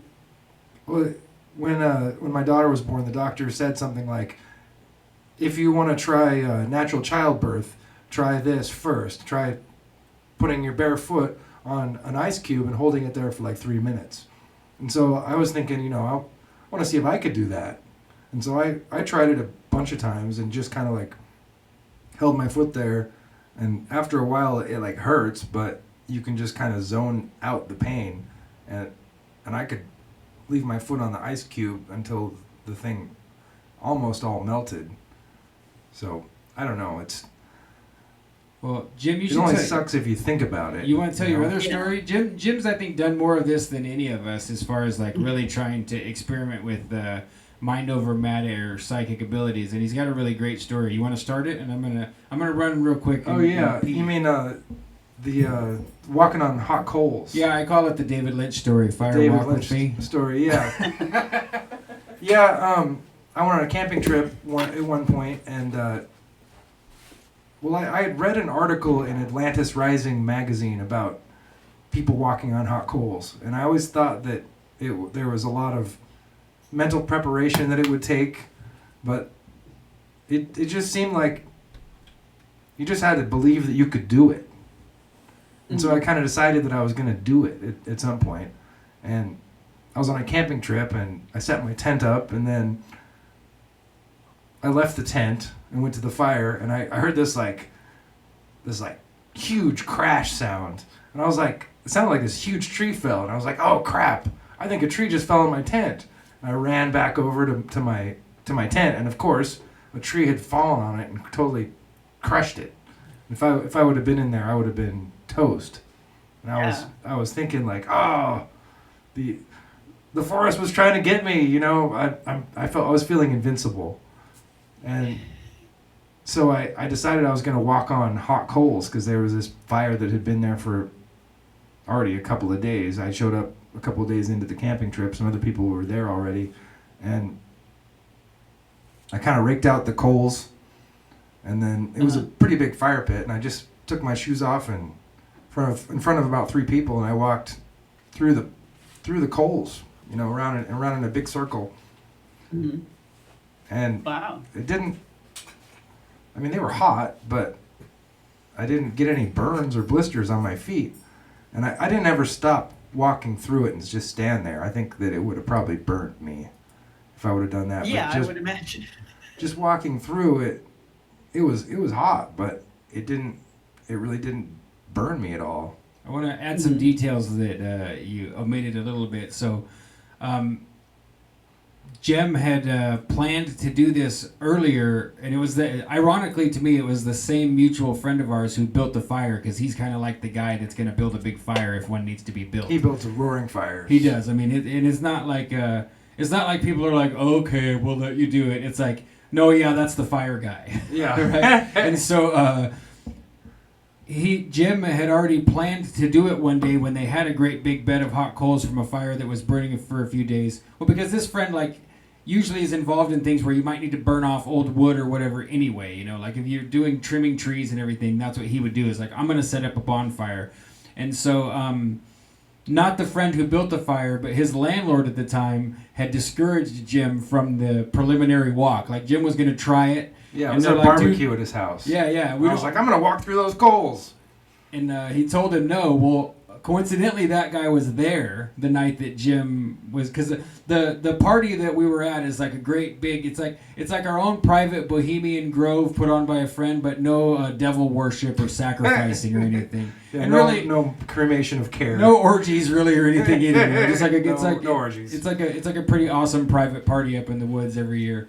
But that guy was there, so to me that's like a key part of the story, is that the same guy that discouraged JEM the first time was there and was there to bear witness when JEM did it successfully. So that's like victory for you. I was gonna walk through the coals at his house, and he said, "No, you can't do it. I'm not taking anybody to the hospital tonight." And I was like, "Oh, I'll be fine." And he said, "No, you're not gonna do it. You're crazy." And I was like, "All right, it's your house. I won't do it." So then up in the woods, and he was there, and I was like, I'm going to walk through these coals. And he's like, ha, ha, ha, you're crazy. I was like, no, I'll be fine. And to Jim's credit, both times he was within 20 feet or 30 feet of a raging body of water big enough to, like, if he'd have burned himself, I could have jumped in, though. He could have cooled himself off river. real fast. So. But I didn't have to, which was it was pretty cool. Yeah, I didn't see it, but Jim told me about it. But I did see the tree fall. That was like we were over there like when the tree, because it was windy, and then the tree broke, and it was like, oh my God. Yeah. Thank God Jim's not in his tent. It would have been bad. Tragedy. Oh. And like this tree was huge. Like it was alive for years and years, probably, 125 years. Yeah, it was a maybe. big tree. And the Big pine tree. Just the fact that it would fall down right where my tent is when I set a tent up there. I mean, like, I doubt there were tents set up there at any other point of the year for the last.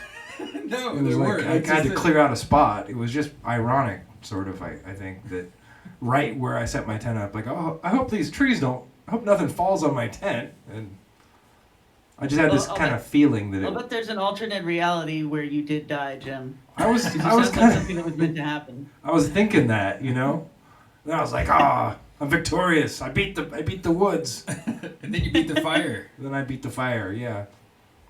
It was a perfect You storm. remember James Arthur Ray, the self-help guy who got in trouble? He had this firewalking seminar a few years ago. No, some people that died. name rings a bell, but no, I don't remember. The name rings a bell, but I don't remember that, no. I was just looking it up because I remembered firewalking was a part of it, and I couldn't remember if that's how people had injured themselves or not. But actually, it was. He also had a sweat lodge aspect to the. It was like a weekend retreat where you're supposed to learn how to, I don't know, control your environment. He's one of these law of attraction dudes, right? Yeah. So, anyway, yeah, some people died in the sweat lodge because it was getting too, I guess, steamy in there, and people were passing out, and he was like, "Oh, it's okay, stay in there, endure it." And 19 people were hospitalized and 3 died. Yeah, that's just that's nuts. Like, yeah, there's a good mugshot of him here. But so apparently he's trying to come back. I guess in 2016 he tried to come back. He might still be trying to come back. I don't know. But he spent some time in prison. Yeah, I'm sure. Yeah, these pictures aren't the contrast of the pictures. If you go to Google, are pretty solid contrast between like in my fancy tuxedo versus like, oh, I killed those people in accident. Oops. Yeah, I wonder what kind of law of attraction exercises he was doing in prison to, get himself You back. think he'd be practicing some laws of repellent exercises in prison? Yeah. That other book, Tracy, the whole reason the guy was so skeptical of Wim Hof was because he'd written another book about the danger of people following gurus. And I mean like traditional gurus. I don't remember if it was Buddhism or Vedic religion. I don't remember. But he had been personally involved in an experience where a girl had, through transcendental meditation and other practices, had believed that she could fly, and the guru didn't discourage her or like draw her back to center, like, hey, whoa, that's a little too far, and she like went up and threw herself off the roof and died.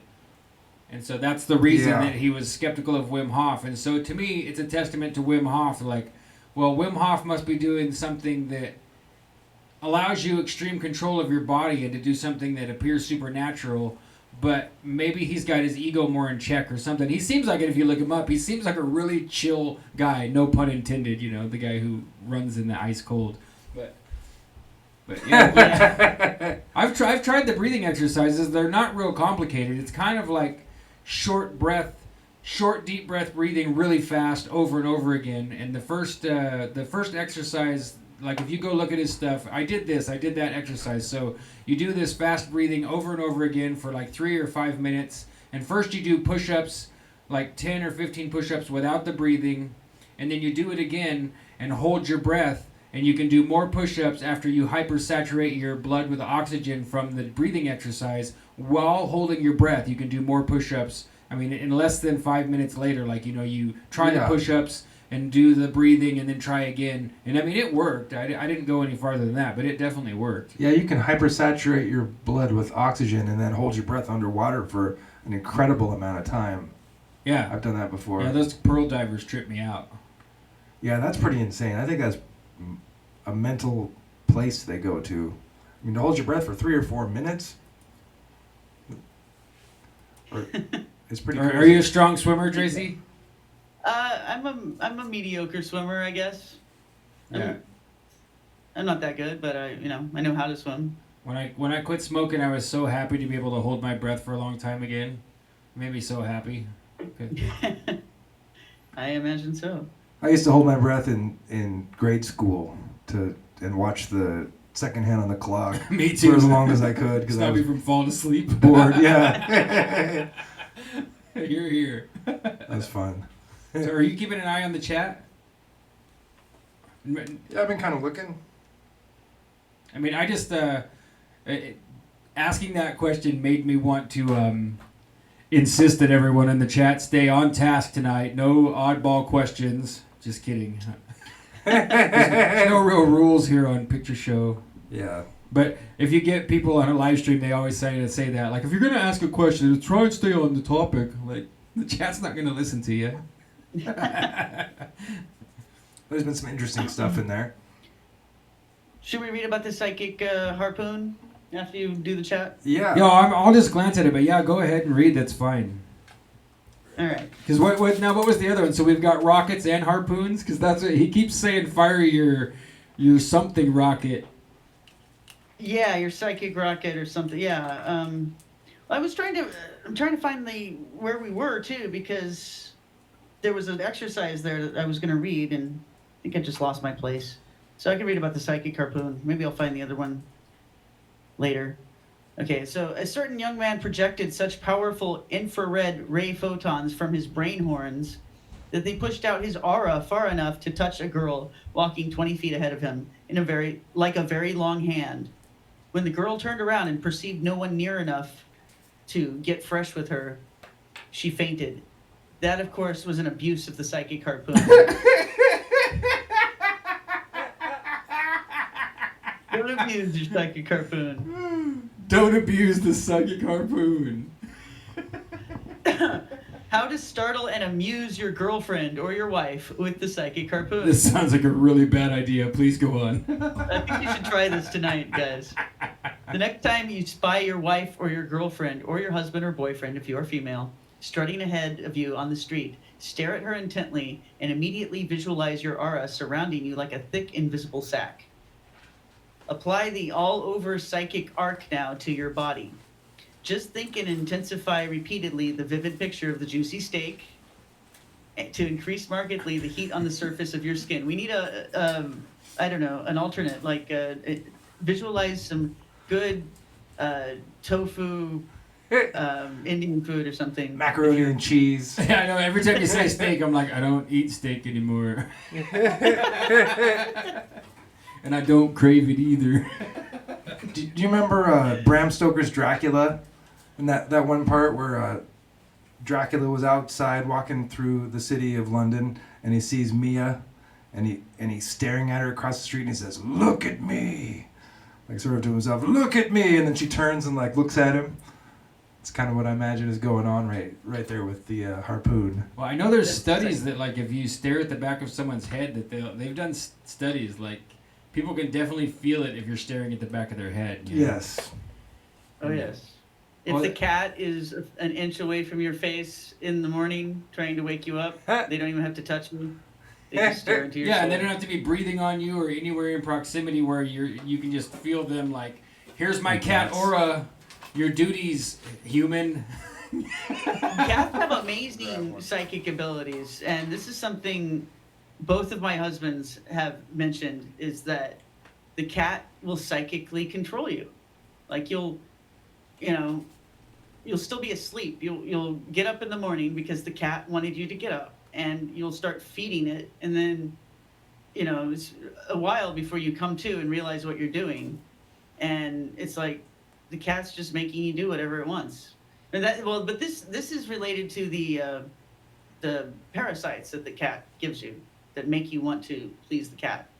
So it's a cats are very psychic, but they have something on their side, which is the toxoplasmosis parasite. You know about that, right? Yeah. No. What's that? What's that? Go ahead and tell him, Tracy. But yeah, I've heard of it. This is a parasite that is in cat feces, and they said like half the population has it. Ew, you have one right now. You know why you're petting it? Because it's given you a disease, a worm that it actually goes into your brain and it makes you like cats and want to please them. Yes. So the effect it has on mice and other animals is it makes them docile and want to make friends with the cat. And then the cat eats brings their prey to them. Wow.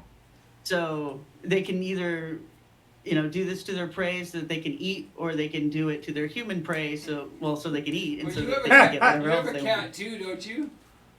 Huh? Don't you have a cat too? Yeah, well, I'm sure I absorbed this when I was a baby, Yeah, no, I We just got thought it was cat funny you locked in my said house. you. Like, you have it right now, you. I was like, well, you got a cat too. This is Scratch the New Guy. I know, and well, every time it walks past my, if I have my food on my desk, and it's always jumping up and down on my desk. She. Well, But, okay, as she Scratch. walks past it, I just think of like the little particles falling off of her and onto my sandwich, and I Yeah. get so grossed out. Give me some more of that hijacking cat love in my brain. It's so sinister, though. I mean, maybe they don't even really love you. Maybe they're just, psychically controlling you. I don't think cats love anyone except for themselves. I think you're probably right. So back to the harpoon here. Okay, so you're visualizing your juicy steak. You're doing a psychic arc all over your body. Oh, and you visualized your aura surrounding you like a thick invisible sack. Then draw together next the skin heat from all over your body and pack it into 2 hot rods in your brain horns. I think I'm thinking of like uranium rods, not car hot rods, right? Okay, there we go. There's your hot rods in your brain horns. With the staggering psychic power command rocket, drive these 2 infrared ray hot rods out of your brain horns, reinforced by tremendous photon power, however, so that they stretch your surrounding sack-like aura out with them until it touches her. She will suddenly look around. She might refuse to admit it, but she will feel as if you had just touched her. Ooh. So, is there a short description of the brain horns? Well, I read some of it, but I wouldn't say it's short. I could read some of it until you get bored. I mean, I'm there's a just whole so chapter curious on it, now, and I mean, it is like it seems like that's the. It's funny. It makes me think of Saturn, honestly. It makes me think of the symbol for Mercury, but it makes me think of Saturn, like Mithras. And did you see the video I posted from my Instagram earlier promoting us today? No, I did not. Okay, so I'll play that for you here in a little while too. Well, I'll go to my Instagram and play the video just in case. He was hanging out his brain horns. A cult fan shared it for me. Okay. I hate it when there's when you add too many here we go. links or something, and then like I think most people didn't see the actual Instagram video because I added the YouTube channel, and so then there's like more than one thing to click. But anyway, go ahead. Sorry. No, it's all right. Hot Okay, rods so- in command rockets. Well, you wanted to know what the brain horns were. So Yep. the brain horns comprise the 5th significant part of your primitive autoconscious. It is for psychic power projection outside your body. Your brain horns consist mainly of your optic nerves and your retina, the inner covering of your eyeballs. Your optic nerve is not just a nerve, it is rather like a tract of gathered nerve fibers from different areas within your brain. And your retina, to which your optic nerve leads, and where 80% of it terminates, is unlike any other sense organ. According to the best known Anomalous, it is an actual outgrowth of your brain, or a true nervous center of its own. Some of the fibers of your optic nerve originate right within your very brain and pass it pass from it to your retina. These are said to control the photographic capacity of your retina. The rest of the fibers in your optic nerve originate in your retina and extend into your brain. These are concerned with your eye itself. Then he goes on to describe how your eye works, which I think we all know. So basically, it's the your optic nerve. Yeah, the so part of it's your coming brain right that out of your eye. Yeah, and I think that's I think he's right. I've been thinking about this for a while, like Oh, cool. Here, check this out. that. For one thing, you do have a lot of power over other people through your eyes when you're looking at them, either through a camera or even more so, obviously, in person. And then also what you're taking into your eyes really affects you a lot. And I think probably the fact that we're all staring at these screens all the time is affecting our eyes and like not just our eyesight, but our health and our well-being, and maybe maybe sucking power out of us in a way. That's what I was thinking last night when I had a really bad headache, and part of it seemed to originate in my eyes, and I was wondering if I was just thinking about that, like how much are we losing by staring at the screen? No, every I day? agree. Is it I sucking agree. our souls out? What? I agree totally that it's like, well, I mean, even if we just couple it with what you were just reading, so if your brain horns through your eyes have power, and you're discharging that power constantly into a black mirror, then it's doing something. Yes. And did you see what's on the screen here? Ironically, this is on GnosticWarrior.com. I couldn't believe the irony of this graphic. This is like a beautiful graphic that looks like it might be related to what you're describing. I'm not positive, but Ammon's horn. This is called Ammon's horn. Oh no, that's the hippocampus. Okay. Yeah, that's a different part of the brain, but I that's just liked the interesting. graphic and thought it was really ironic that it's on Gnostic Warrior, because I know that guy likes to troll you sometimes. I've got some more exercises to read about here. Yeah, we're ready. I mean, I don't think if I try my brain horns on Jim, it's gonna work, because I think he'll know. Okay. How to tranquilize highly wrought up people with infrared ray projections. Vince LaPlante has suffered serious blows through poor investments, business reverses, or a shocking discovery about the state of his health. The moment you lay your eyes on him, use the psychic arc to bring twice the amount of heat to your body surface. Think of the juicy steak to warm up your skin, then draw this heat quickly from all over you and pack it into 2 narrow, short hot rods in your brain horns so that they actually burn your eyes a little. Deliver now a psychic power command rocket behind the hot rods with the following command. Vince, you will out. Just be a little patient. You'll win out. That prevents your conscious mind from analyzing the advice and reasoning out whether it is realistic or not. Just forget your logic. Let your psychic power center drive your psychic power command rocket straight to behind the hot rods, carrying with it all of its confident power. There's no way this guy is failing to notice all of the double entendre he's using. There's just no way, right? 1966 too. This is like the kickoff party for the whole sexual revolution and everything. So it's like, get your brain horns and your hot rods out and touch your girlfriend's butt with them. Exactly. Or her best friend if she's not around. Love the one you're with. Okay. So this psychic command rocket will consist of delta and theta brainwaves, or of your psychic power brainwaves. At your retina, they are immediately converted into infrared radiation, with your body face to face with Vince's, so that you can reach him full blast. Rip these hot rods out to him. At once reinforce them from behind with your hammering psychic power command rocket to double their speed and their photon power. Aim straight at his face so that most of them will flash into his brain horns. I'm gonna say it. I can't help myself. Give him a psychic cum shot. There they are, absorbed and transferred into heat and converted into nerve electricity and sent to a psychic power center.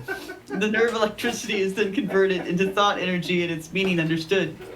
Vince's psychic power center will then relay that meaning to his conscious mind, and the latter will accept it as its own thought, its own thought, like a drowning man clutching at a straw. Now wait, which was this exercise called? This one was just how to tranquilize highly wrought up people with infrared ray projections. Right. So the whole idea was that this guy had just like suffered his third big crappy business outcome in a row, and you're just gonna brain zap him with your horns and your what goes with the horns? What is it? It's not rockets. It's something else. Harpoons. You have a psychic power command rocket behind the hot rods. Hot rods. That's Hot what I was thinking rods. of. The hot rods of your brain horns are gonna chill that. Tell that bitch be cool.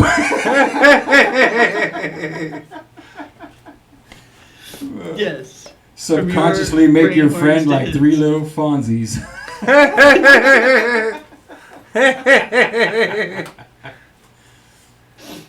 Tracy, this was a great idea. All credit to Tracy Twyman for this week's excellent idea of getting some practice and learning more about how to control your psychic mind. All kidding aside, I don't know if I'm gonna buy a copy of this book, but I might be able to pirate a PDF or something. Who knows? Yeah, let's find those PDFs and. I would say that if I could find it, I would put it up on only the Plus Ultra side, but I would never do that because it's illegal.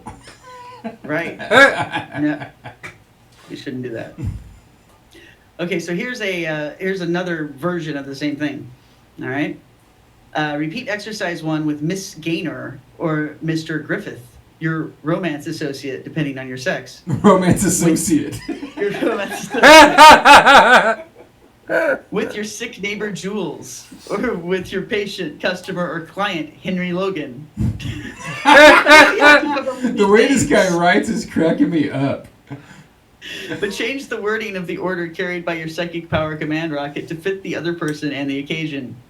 With Miss Gaynor or Miss Griffith, your romance associate, order him with the words, "You know you're mine. Why deny it? You know you're mine." With Jules, your sick neighbor, order him with, "You feel better already. You are better already." With Henry, your patient, customer, or client, order him with, "I'm just the person you need. Just the person you're looking for." So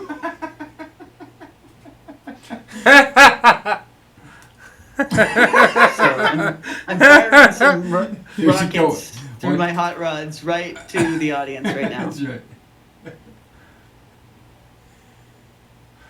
Like, share, subscribe, or do. That's right. Plus Ultra is what you need. You must have picked up on what I was projecting. That's what I'm saying.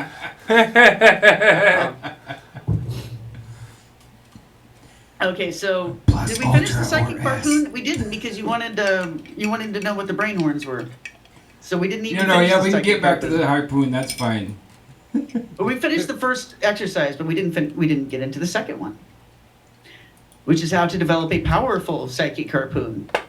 Sit quietly in your room and stare at an object across from you and repeatedly practice exercise 1 on it, which was the one we read before, where you had a juicy steak thought and you expand your aura to an invisible sack, and then Yeah, I kind of didn't understand that part. you make her feel your harpoon, you touch her with it. Right. So Sorry, it sounded like to turn your aura into like a squid's ink or like into a wool cloak or something. You know what I mean? The way it didn't seem like he was saying to amplify it. Like shroud yourself in your aura and then fire your harpoon out from behind the darkness of it or something. I mean, that might, yeah. So like she couldn't tell exactly who it came from, maybe. Yeah, I mean, is that? He doesn't really specify. As far as I know, maybe he says something about it earlier in the book. But okay, so So you practice that a while, and then what happens? But steadily increase the drive of your psychic power command rocket as well as that of the photon power. You already know how to increase the drive of your psychic power command. To increase your infrared ray photon power, though, reapply the all over psychic arc to your body. Just visualize juicier and juicier steaks. That makes me imagine this thought bubble, like with the steaks starting to be so big they don't even fit in the bubble anymore, and they're just like throbbing with juiciness. It's like, wom, wom, wom, wom. Okay. Psychic exercises make me so hungry. There's so much meme material in this episode. Okay, so juicier and juicier steaks so that your loving nerves increase the circulation on the surface of your skin and bring more and more warmth to it. Then draw together the skin heat from all over your body and pack still hotter infrared ray hot rods into your brain horns, ready to be discharged out of them. So that's how you make your harpoon more powerful. How to use the psychic harpoon to discourage a dangerously defiant person. Someone approaches you menacingly. Explode a psychic power command rocket through your brain horns to push your sack-like aura out to him and reinforce it with savage photon power. Your eyelids will droop automatically like a waiting cat's and add hypnotic power to your gaze. Your would-be attacker will suddenly feel as if all his strength has deserted him. Practice the psychic harpoon, and before long, you will project it many times more intensely. With it, you can compel someone who ignores you, romantically especially, to notice you, as shown in the exercise below. And I'll go ahead with the exercise below. Please. How to compel someone who ignores you romantically to notice you with keen interest with the psychic harpoon. You have your heart set on interesting or winning Juliana or Howard, depending on your sex, but she displays little interest in you romantically. Your tense attempts at conversation with her or to do unasked favors for her arouse little response in her. Yet you feel that she is for you, if only you could stimulate uncontrollable interest from her in you. The psychic harpoon is ideal for this. The next time you are in her presence but not facing each other, stare at her intently and visualize your aura surrounding you like a thick invisible sack. Now apply the all-over psychic arc to your body. Just create the Stooky. That's a great word. Stooky Jake. Stooky. We're keeping Stooky. That's the name that's of our a new name. psychic friend that lives here in Stooky. Picture Show. Stooky. All the kids were doing the Stooky Jake in 1959. Okay, just create the juicy steak picture in your mind and intensify it quickly and increase the heat on the surface of your skin. Draw the skin heat from all over your body and pack it into 2 hot rods in your brain horns. With a staggering psychic power command rocket, ordering her to be fascinated by you.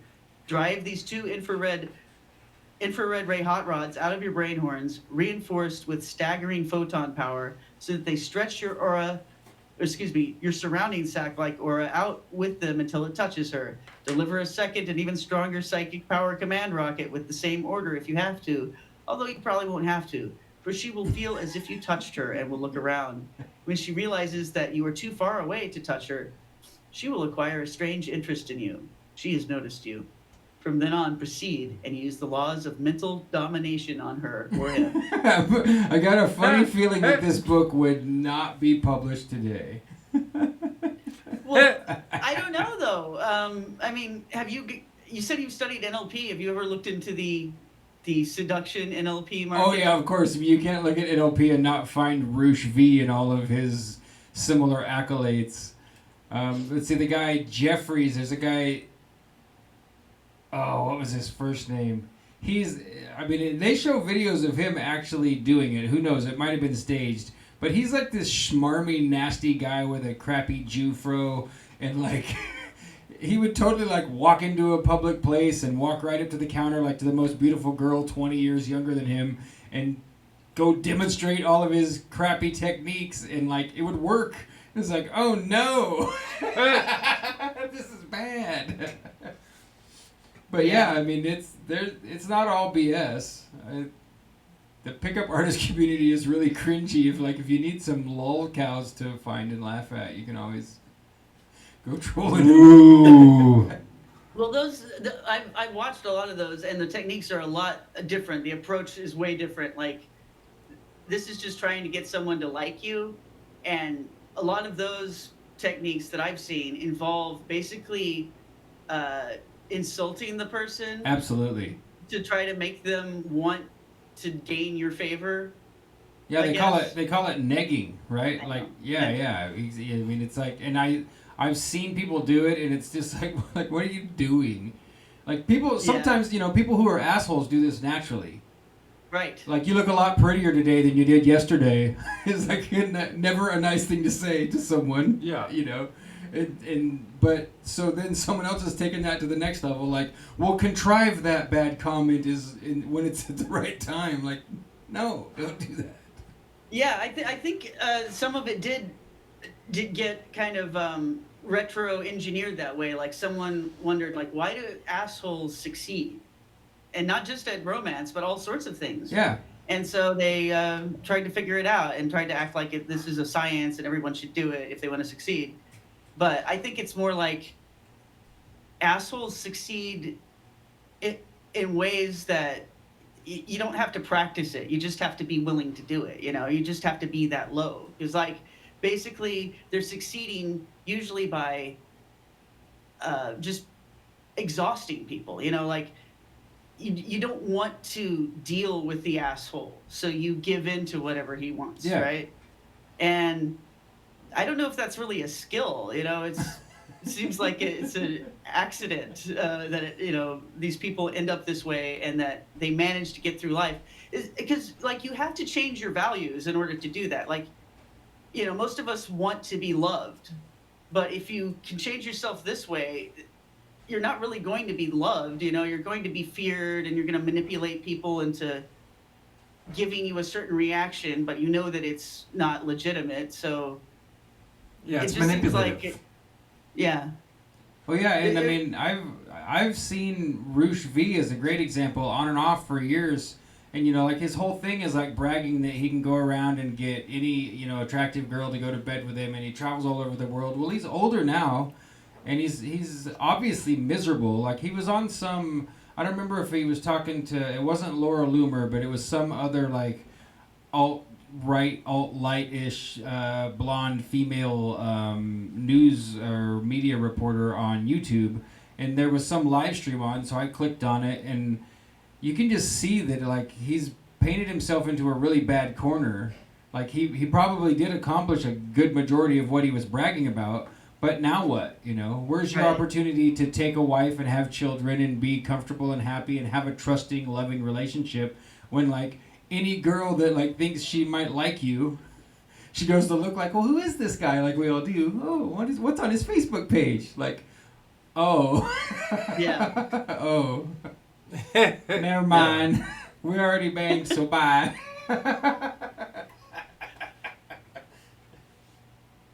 But no, that's why I first interrupted and said that, because, like, this guy's book, like, to me so far the underlying theme isn't like to eventually get to where you can move objects with your mind, but it's like how to win friends and influence people without being forthright and honest about it. I don't know. I don't think I haven't seen anything in here that's really, like, too immoral or anything. It's No, more yeah, just right on the edge of it, though. The fact that he keeps bringing it up makes me doubt his motives as an author, I guess. I guess I can see what you're saying, but yeah, I think this is just more adding some flair, so that you have a little bit more of an effect, I guess. But yeah, I think it's a totally different level to when you're actually trying to hypnotize people, and you're using these, reverse psychology effects on them. It's very insulting. Obviously, if you've been, seduced by that, and then you find out, like you're describing, you find out that's what the guy does, then you're immediately going to lose interest. Yeah, destroy trust forever, too. Not just destroy trust in that person, but then even if the next guy you meet is trying it just to shore up his game, quote unquote, then you've undermined trust in general. like someone could accidentally, like I was saying before, like sometimes someone's just an asshole and makes an offhand comment that's insulting or is double-sided. Well, then if in the past you've already had somebody quote unquote neg you, and then on top of that someone's a jerk, and you're kind of interested, but he's just a jerk. Now you're in a gray area of, is this guy just a jerk or is he trying to neg me? So I think they've done a disservice. Can't say for 100% sure, but I mean, because there's a lot of really good self-help stuff that comes out of that, where a lot of people who are not confident and not happy, I've seen a lot of, positive stuff, in that realm too. I mean, it's really blowing up, and it's kind of slowed down now, but 5 years ago, the whole red pill, pickup artist, all that stuff, it was everywhere, Yeah, now it's a different trend. It's like they're trying to get men to not even put any effort into it. They want them to have sex robots instead and things like that. So, plus what I've heard is that's the general feeling of the new generation is it's like it's not worth the effort. So yeah, and I mean, as much as we kind of say it lightheartedly, like there's evidence in Japan that they've published that it's like. So they're like, nah, bro, I'm staying in my little apartment and eat my noodles. I'm not I'm trying to go get on the train and meet some girl. And the girl's like, yeah, I agree. I'm not coming to meet you either. We can totally play a video game and talk, but that's it. Yes. So I don't know. That seems kind of a bad trend to me, but and I kind of think that this led to that too. Like, for a while now, we've had this thing in popular culture where the new breed of men, they're trying to create this unnatural dichotomy between the sexes, this kind of animosity, and where they're taking social norms and situations that have always been there, and then like extrapolating totally exaggerated viewpoints from that, so that they're teaching boys to just be very predatory towards women, but not have any legitimate interest in them as people. And so the dates and the encounters can't be very important or useful, and I think they just they ruined it. That was part of the ruining of modern romance. That was one of the aspects of it. And now you have the MGTOW movement, which seems to have totally come out of the speed seduction movement. So I think that a lot of those gurus I forgot they called it that. Oh my God, speed seduction. I totally forgot they called it that. Yeah. It makes me think of Tom Cruise in Magnolia. Have you seen that movie, Magnolia? Yes. Oh yeah, that was a great movie, and that was a hilarious character. I'm gonna try to find. I've seen some of these speed seduction movies. Like instructional videos, especially the old ones, like from the '80s and stuff. Some of them are on YouTube, and there's really some funny stuff there. So I'm gonna go ahead and cruise around for some. All right. If you want to look at the chat or something. Yeah. Go ahead. Jim already made us a Matrix Steak meme. We'll have to. Oh wow. Oh, I could probably go to Jim's. Let's see if I can get us onto your Pixar, right? Yeah, Pixar. There you go. Do you know? Oh, let's see. Is it your name? James Maiden. Ooh. 23. I think. Oops, I shouldn't have put spaces. Let's see what happens. Well, it's my email address. Yes, there it is. Dun, dun, dun. You found a video, Tracy? I did. Okay, so this has already been discovered and presented as comedy. So this is part of the Found Footage Festival, Volume 2. But I don't think we'll get spiked for playing this. Obviously, they found it, so should be legal to play. Yeah, I'll send this to you through Twitter. Okay. At gmail.com.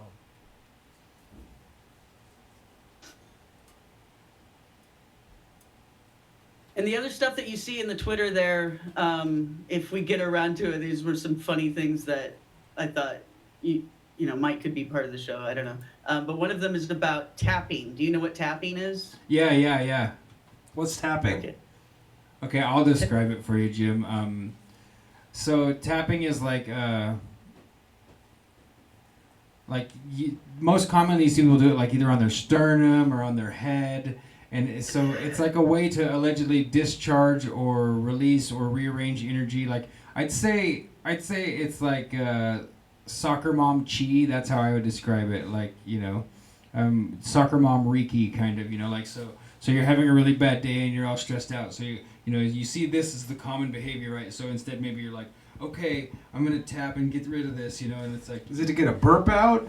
no, it's like what we're reading about and talking about tonight. It's like Oh, a wow. psychic. I would really call it related to chi or to the to that kind of prana energy or it has to do with that. But if you look it up on YouTube, it's funny. It's cringy. Oh. Apparently tonight There's is videos of people doing it. Oh, absolutely. No, we should. I remember that one. I'm gonna go play the one that you. We should title watch one. to the title of that one you dropped, Tracy. I'm gonna have to go find that one.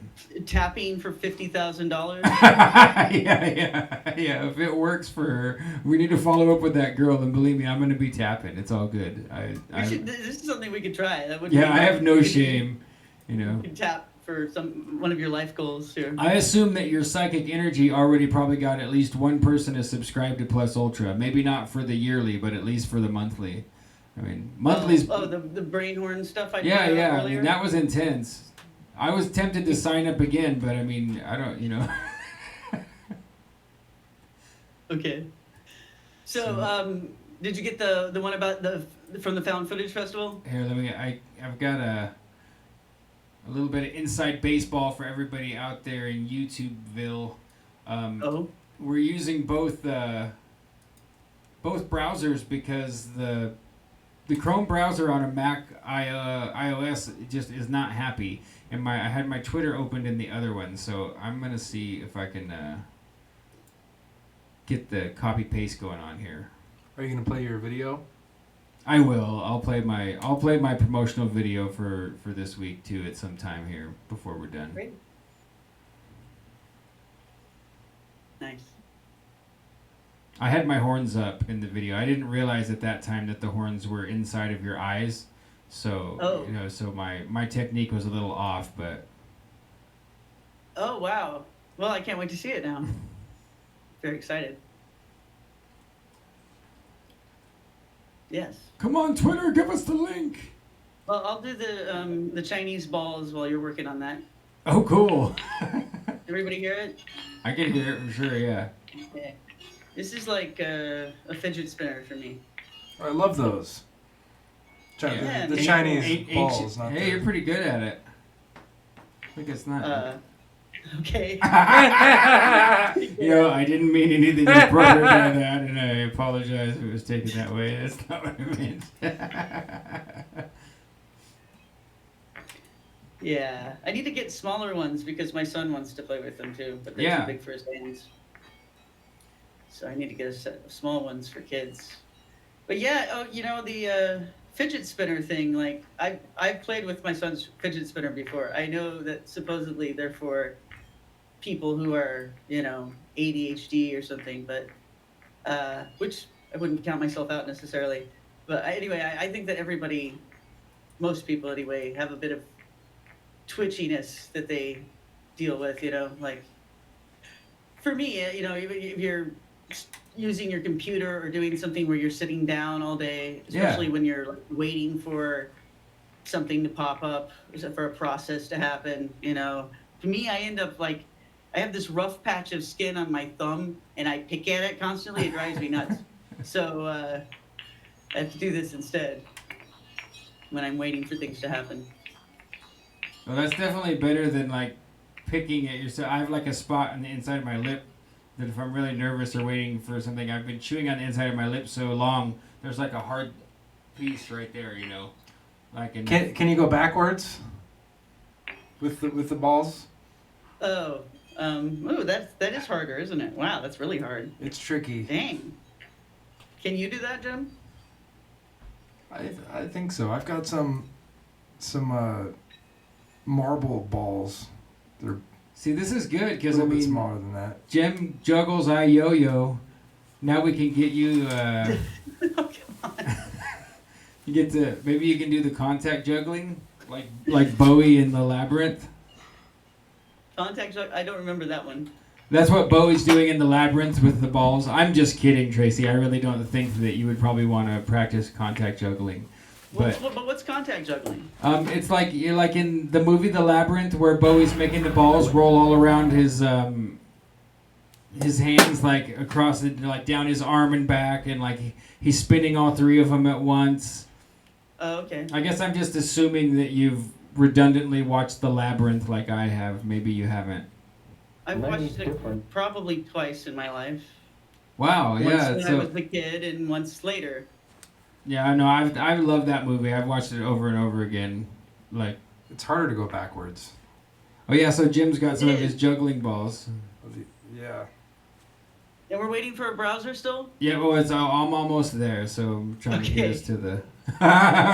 Tracy's hands getting tired. No, it's all right. All right, so Looking for another shared props or commentary cam. So we should start a GoFundMe for props. It's a great idea. Let's All see right, this. Jim, try to guess the card.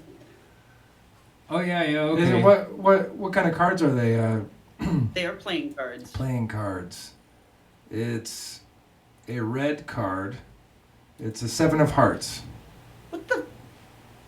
How'd you do that? Did I do it? Bang!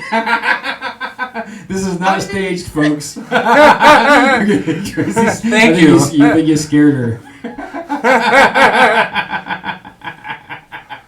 Did you see it on the camera? No. No, you didn't No. see it. I just emptied my mind, which is easy. My turn, my turn. Yeah, you want to do it, Sean? Oh, yeah. Go ahead. Okay. My gut feeling is that it's a spade and like a low card, like 3 spades. No. Okay. Phew. If we both got it, we might be, Tracy might be like in to hang out. Enough of these guys. I'm really freaked out by that. It's pretty awesome. Well, we just confirmed earlier that Jim's the one that's gone after this his whole life the most. I practiced. Walking on fire, trying, all kinds of psychic stuff. So maybe your investment's paying off. He's already got supercharged brain horns. I Yeah, bet. yeah. Oh, that made me. Oh my gosh, Jim.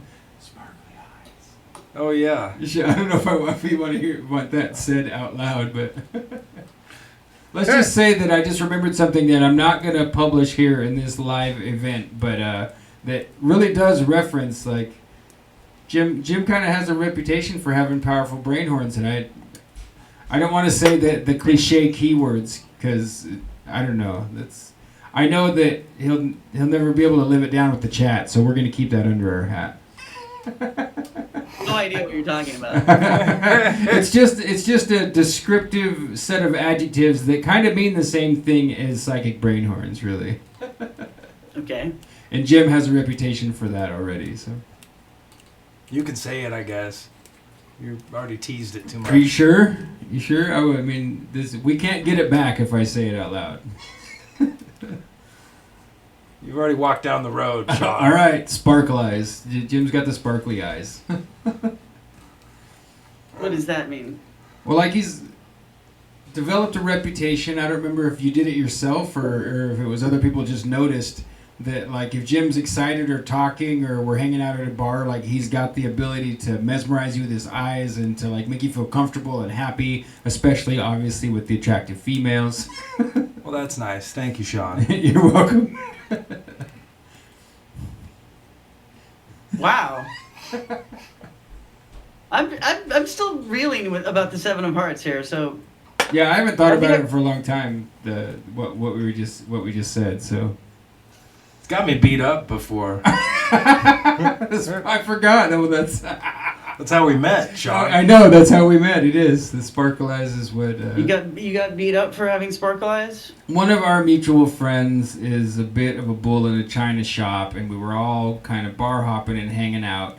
And this guy maybe he's got a long-term habit of having attractive girlfriends that like to flirt with other dudes or whatever. And one time he thought Jim was flirting with his girlfriend and got mad.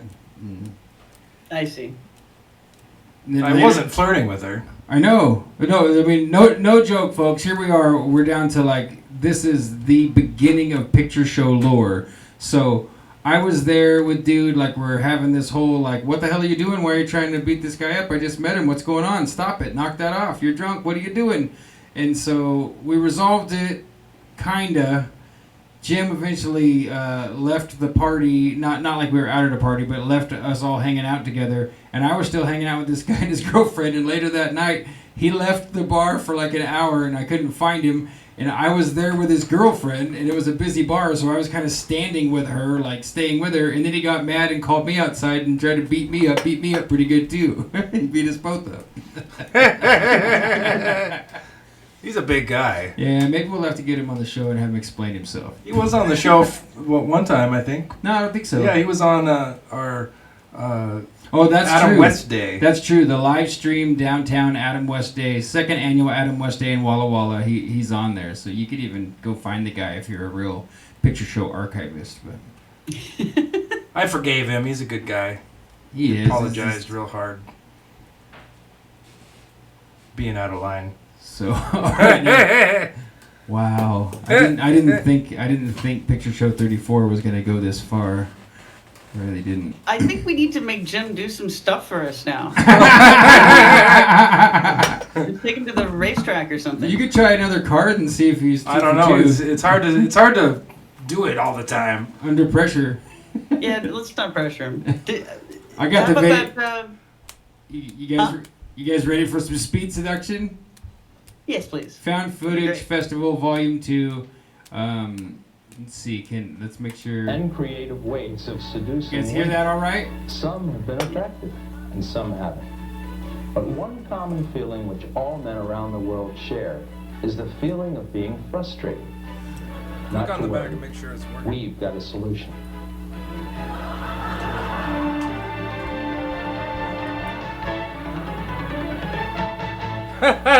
Hello. I'm Satan. Seduction through hypnosis, the revolutionary new way of seducing the woman of your dreams. Thorough understanding of what seduction through hypnosis is, you will Turn be up. able to fully grasp the concept. They of always this look like that, don't they? revolutionary new Yes. method of seduction and enjoy maximum results. Let's take a look at a good Because they example can of someone play with who it. meets a group of potential subjects. What'd you say?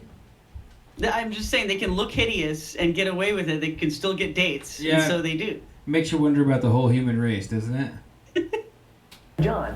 Hi, I'm Robin. Hi, Robin. Hi. Hi, Brenda. You're? Lisa. Do you guys all work around here? No, I'm a student. I go to UCC. I'm studying to be a veterinarian because I love animals. What do you do?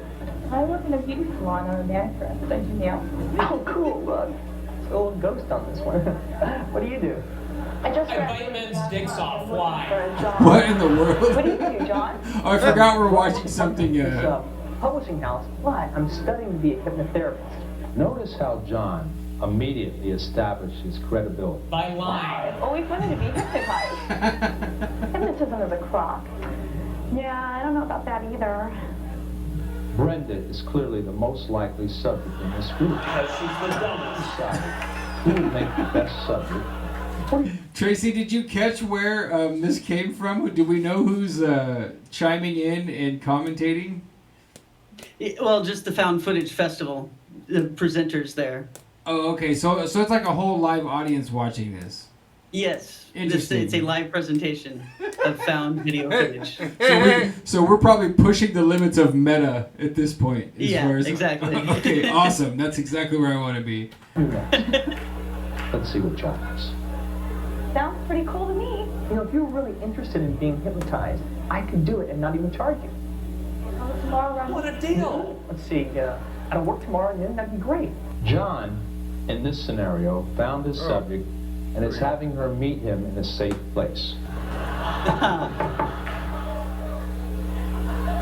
Safe for who? Hi, you have any problems Yeah. with this place? Come on in. Come on in, stranger I just met. This is my room. Hey, this is what we drink. All right. No, thanks.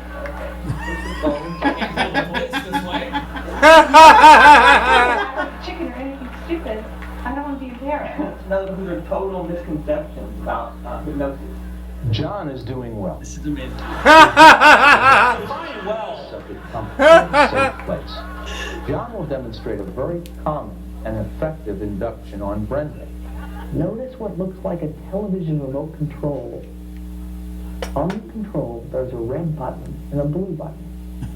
When you press the red button, the room will light up to reveal that you're surrounded by life-size marble statues of nude men. Brenda, press the red button. Find the one... Before the red pill, there was only a red button. When you've chosen that statue, describe him. He is tall and muscular. He has dark features, a nice smile. He looks nothing like His you. eyes are blue. Good. Good, Brenda. John is doing very well. It's a successful induction. From the induction, we move to the deepening state where stimulating Brenda's imagination begins. When you press the blue button, you'll find the statue you've chosen will come to life.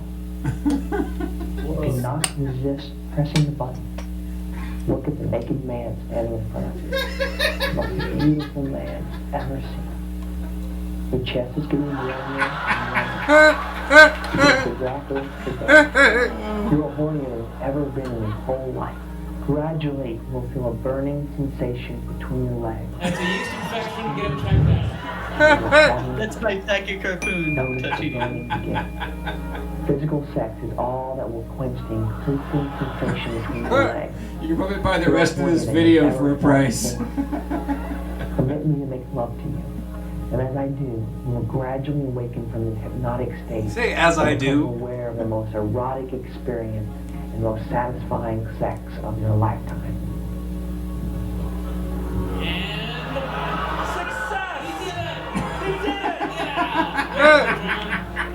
it!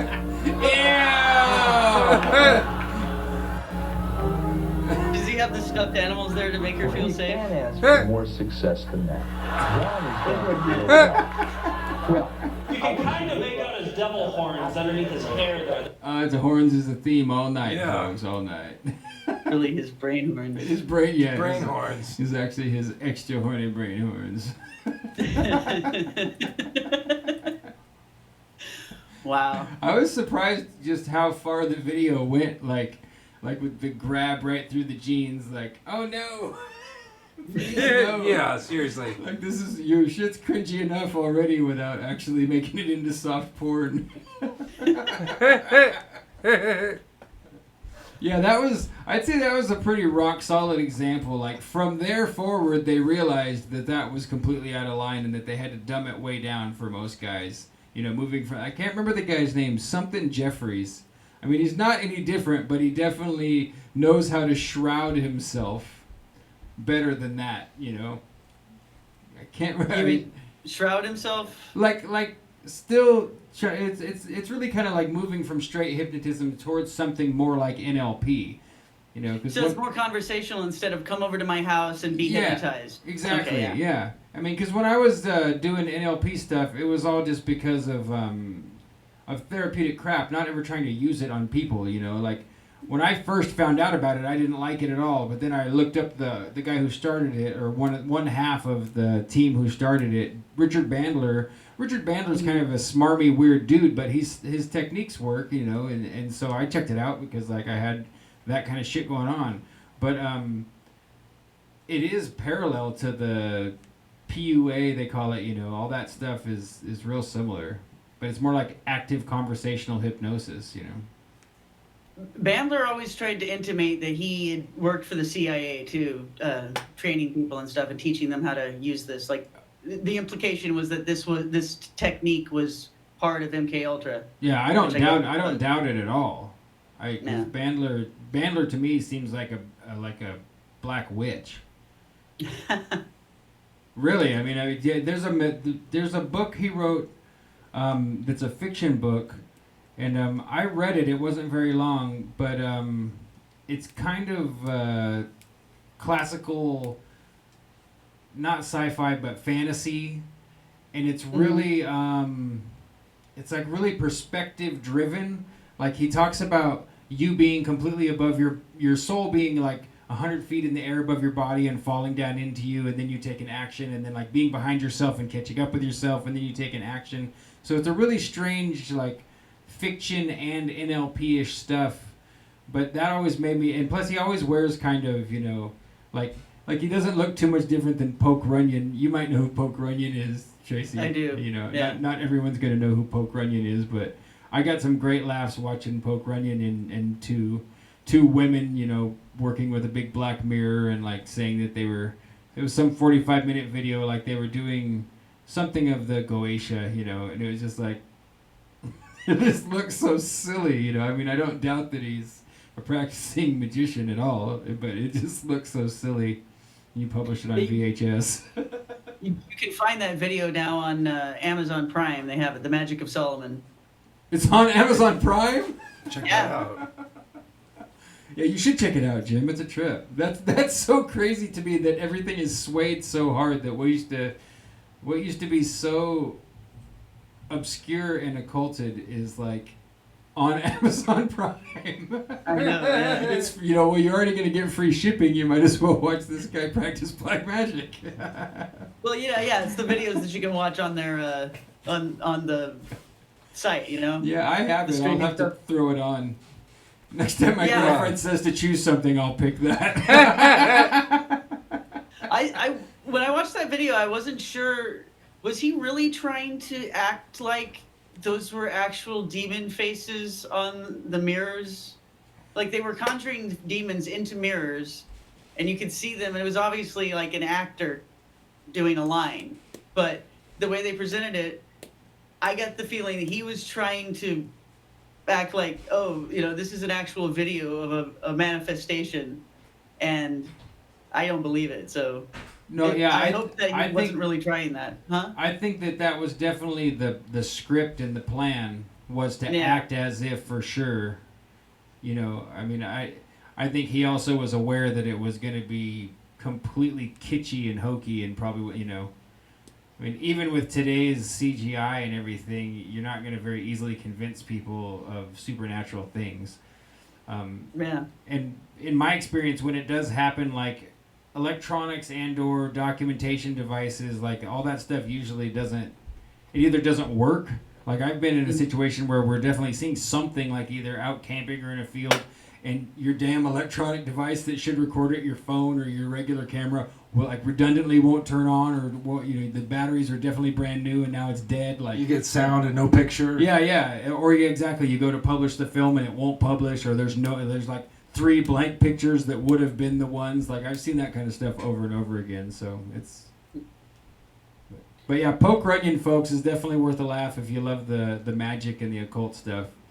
And I'm not putting him down either. Like Poke Runyon's got a huge reputation in the real magic community. So it's like, not my cup of tea, but. What you're describing about things not showing up on cameras, I've experienced that too, but it was during things that were supposedly natural. So like at the solar eclipse, where I thought it was there were some very odd things that happened. Yeah, your writing about the eclipse was like not only did they chemtrail, but then other stuff too, right? What happened on your camera? Well, so it wasn't mine because my camera was dead at the time, my phone camera. But other people tried to record the things that happened on their phones, and at least for the group that I was with, like the files would end up corrupted during that 1 second or two when we were trying to record. For instance, there was what looked like another planet that came up in the sky right before the eclipse happened. Like it looked like another Earth, and I and another person saw it. They we thought we had it covered. We had plenty of pictures of it, right? And then when we played it back, it wasn't there. And Was it like a all quarter the of the? other anomalous things also weren't recorded. Was it a quarter of the size of the moon? Well, no, it was bigger than I've seen the moon appear on the horizon before. So yeah, at first when I first saw it, I thought, oh, that's the moon appearing during the day, I guess. But then, for one thing, I don't know like how that would work out with the celestial mechanics supposedly of how the eclipse happens in the first place, right? Why would you see the moon during the eclipse or right before it? The other thing is, yeah, it just didn't look quite like anything I had ever seen before. So it was a very weird thing. And yes, several weird things happened during that night. And I don't know if it was supernatural. I kind of got the feeling like maybe the chemtrails that they laid very heavily right before the event had that effect. And another thing I've noticed is that I've been trying to photograph with my phone camera the weird things that are happening in the sky over the last year and a half, strange colors and things like that. Yeah. Very bizarre chemtrails, perpendicular lines going from the ground to up to the clouds. Yeah, I remember Things you like- had one video walking around outside. I remember that video. It was right. It was close to after the eclipse, not too long after. It the looked eclipse. like waves in the clouds. Yeah, yeah. Sort of like wave patterns. I remember that. yeah. Yeah, 'cause- I've tried to record a lot of other things too, and the thing is that a lot of the colors don't come out right on the phone camera, especially Yeah. this one that I just got. And so, I mean, I'm at this point starting to be suspicious about it. Like, has the phone technology been, censored?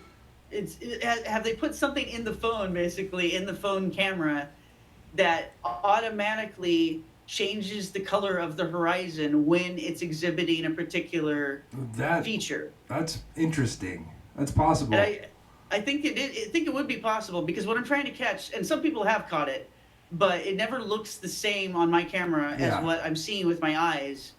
And it's like when you have a chemtrail, either at sunrise or sunset, that's glowing pink, and right.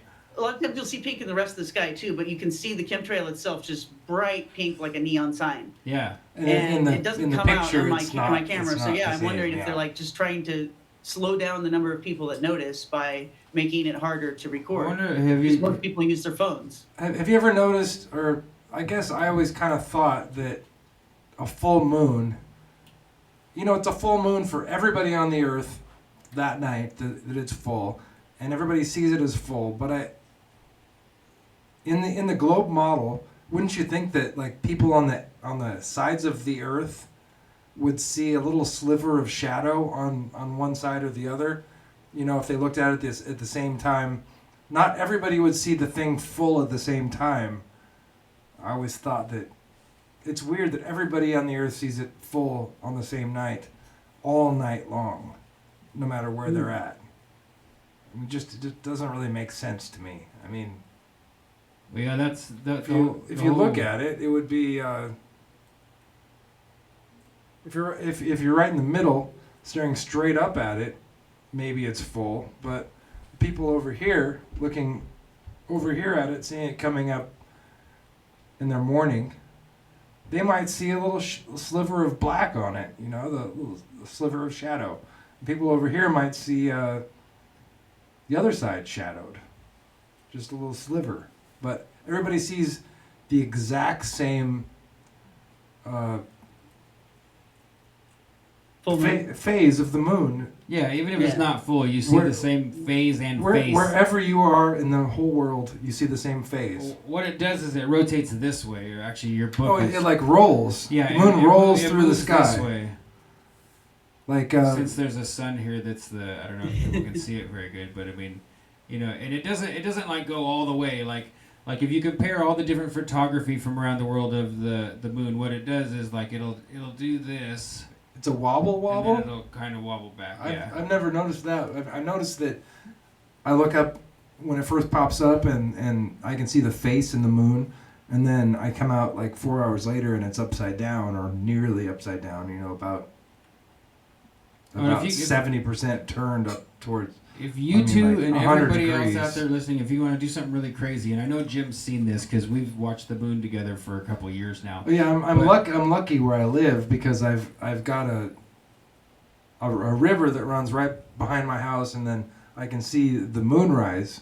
And I had like last summer I set a chair up, and I didn't move the chair. It was like a lawn chair in the backyard, and I set it there, and I had there's like a telephone pole and some other stuff that I can get a reference to. And one night the moon goes straight up in the middle between the telephone pole and the fence post. And then the next night it's like way over here, like maybe 30 degrees like to the south. And then the next night it's to the north. Yeah, you saw about it. 8 degrees or 10 degrees. That's a rare jump. Yeah, if you guys don't know, I'm in a really kooky, different flat Earth group than most people know about, and it's like square flat Earth with 2 suns and 2 moons, and like this whole design to cosmology that's way far out. It's an Enoch model, right? It's based on the book One Enoch, and it's all from observation. You know, we still speculate and throw ideas around, and it was all started by a guy named Sam Kelly.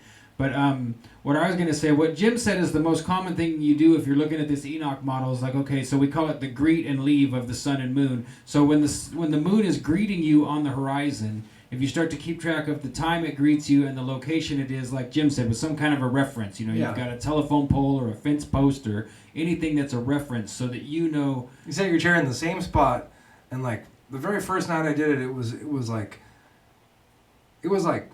it crossed right over the telephone pole where the vertical and the horizontal would in less crossed than 24 at one hours. point. It like jumps. We call it moon jumps. And it like took a totally different path the next night. And then the third night it was in another spot that was even different from that. Like is that the wobble of our globe? I don't know. No, there's no. If you can try and pick it apart for a year, it's and a you huge wobble. You won't rectify it easily. The sun takes a different path than that. Yeah, you know. Yeah, the sun doesn't do it like that. It doesn't do it like that. It's pretty much the same every day. I mean, where it's at, it goes. You can't stare at it, but it seems like it's not. It's not varying like that. No, the like sun's consistent. The moon, the sun is more consistent in its. It doesn't jump 30 degrees to the south or the north. As far as I've seen. Yeah, in less than 24 hours. I mean, it'll blow your mind. If you have a location, folks, where you can see the horizon and you can calculate, even without writing anything down or documenting, just so that your eye is referencing where the moon is greeting you when it first comes up, even if you've got trees. I've got trees in my backyard, you know, like you'll watch it and it'll consistently be moving, and then all of a sudden one night it'll jump anywhere from 10 to 30 degrees south or north. I think it's the observation that got Tycho Brahe killed. I don't know. It could be. But the other Who's thing, that? Tycho Brahe is a very famous astronomer. He was. He set up an astronomical. He built like a castle sort of. Oh, house. his observatory is so beautiful. I like remember. Like a stone house where like everything was set up so that you could watch everything in the heavens, and somebody, well, he died mysteriously through maybe poison, and they think maybe it was.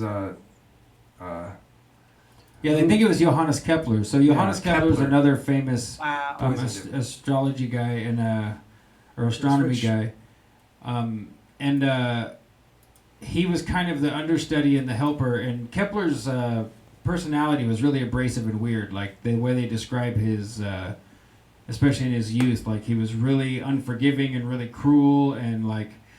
But they speculate that because. Brahe had such an amazing data set. There's a book written about it. I could, if I remember the title, I'll come back and tell you. But they speculate that because Brahe made observations so consistently for so long and wrote them all down that he had logged all this data, and so they suspect that that Kepler killed him for his data set. You know, that's the speculation. Cold Fan says that he has. Brahe's book, The Unfolding, I think. Yeah, I've never really read Brahe's. I mean, I've studied him a little bit, but not read his work. But that's And he's a trippy Kepler dude. was born on Herschel's death day. Who's Herschel? I'm not sure who's Herschel, a cult fan. Herschel's the person that who discovered Uranus, and Oh, okay. it was originally named after him. So Oh. Uranus used to be named Herschel. I like Uranus way better than Herschel.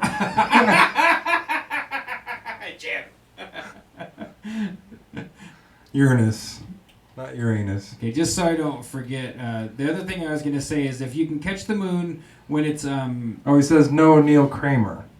when it's gonna be up in the day and the night in one day.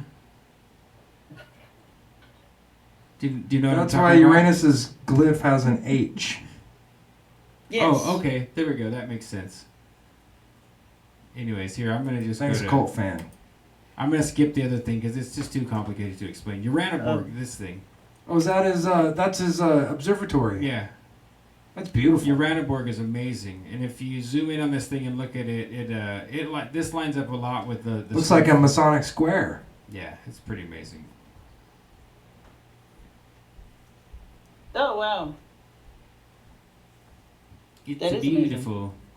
And he had like all these kids, like a whole like handful and a half of kids, just to help him with the observatory. Yeah, Tycho Brahe's like 12 kids or something. truly like old that. school. Like he would just sit in his library and or look at the sky. But he had I think it was 9 kids or something. 9 kids. Like so they could all turn cranks on the telescopes and stuff. Like they all had a job. I thought that was really Kept funny. him out of trouble. Yeah.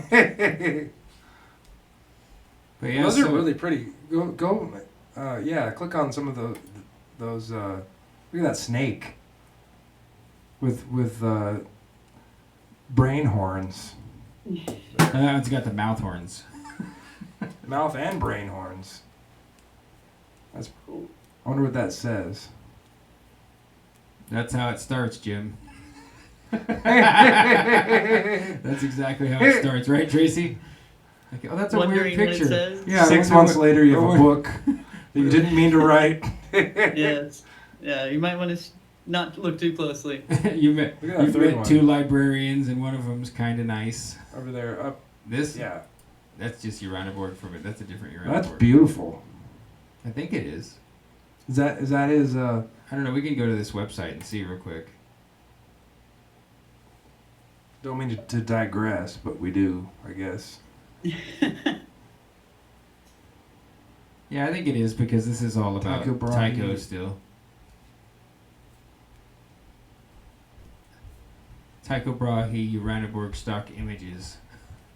That's a pretty tight niche to be working in, huh? Yes. Yeah, it was another. I discovered him when I was reading Atlantis Rising magazine. There was an article called "Who Killed Tycho Brahe?" Yeah, and I was yeah. like, "Who is Tycho Brahe?" And they posited that maybe it was Kepler, and then I started looking into it. He's a pretty interesting character. So you guys want to see the video that I made Which earlier? one? Oh yes. Our, Sure. our promotional video from earlier today. Yeah, you're kind of a nut, Sean. Yeah, I mean, SB. I'm actually being pretty reserved most of the time. That's true.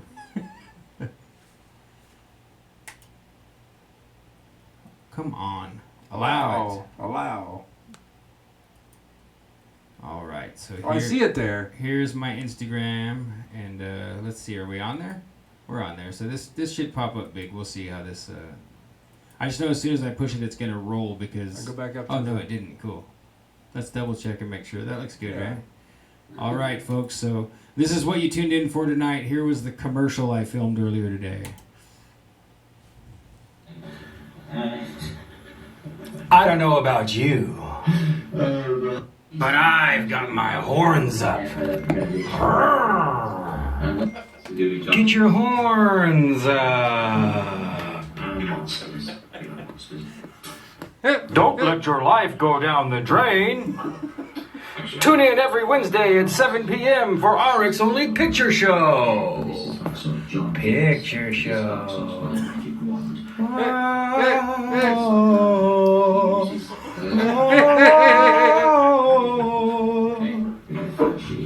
Get your horns up. This week on Picture Show. I would write Art's only picture show on the mirror and soap, but my girlfriend would not be impressed. Just have to imagine it being there. Get your horns up. Ooh. Picture Show, Picture Show, Picture Show. Every Wednesday at 7 p.m. Now with Plus Ultra. So there you go. Very nice. You know, it's not embarrassing when I'm doing it, but now it's embarrassing. You should be very embarrassed. So I think this is the first episode that's made us both blush, Jim. So now we're high five. Did I blush? I don't know. Did I? I thought you blushed a little bit when I said sparkle eyes. I can't lie. So can you follow that up with more reading or not? Well, I was thinking, couldn't we learn about tapping and then maybe Oh, we could yeah, do yeah. some- Yeah, good idea. Let me see if I can. We could learn about tapping and then we could do some tapping to improve the success of our show. The flow. Yeah, get our 5 million. 5 million? Wait. 50,000. She's starting a little bit more. Yeah, she's you know. not very confident. Well, if you look her up, she's got a whole bunch of them. Like ones that there's part 2 of tapping for $50,000, and then tapping for $3,000 a month extra in your pocket. So there's very specific sums of money and different tapping exercises for those. Because I'm using 2 browsers, I'm just gonna go to YouTube over here on this side and see if I can just type it in because. You gotta switch over the. Oh, am I? Yeah, I'm not there yet. Let me get it up here first. The sexual innuendo this week just does not die, does it? Sharpen your brain horns.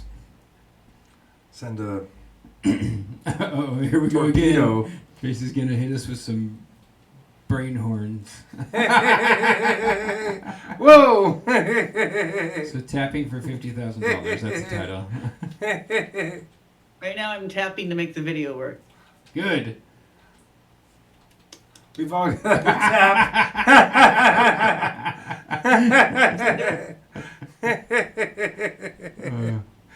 You laugh now, but then watch the video. You'll see that's what the lady does. It's pretty much like that. I'm all tapped out. Oh, people are dead serious about this. I mean, I just can't, I'm waiting for the day that I see someone doing this at a Starbucks. Hey guys, my name is Chris Brahe, and Just I'm here what's for your, business owners well, all I'm the just time, trying to even get those past people the who ad want to here. start a business. skip the ad. Let's listen to it though. Hello, my name is Margaret Lynch, and I'm the author of Secret of Intentional Wealth.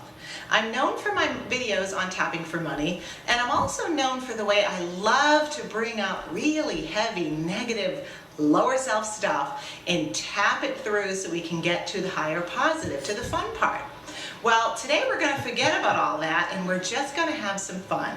This is a process I call tapping for $50,000. And it works like this. If you were to take a look at your savings account and you don't exactly see there the number that you would like to see, and I like people to think about a number in their savings account where even if they were to just get to that next step, they would feel safe, secure, validated, happier.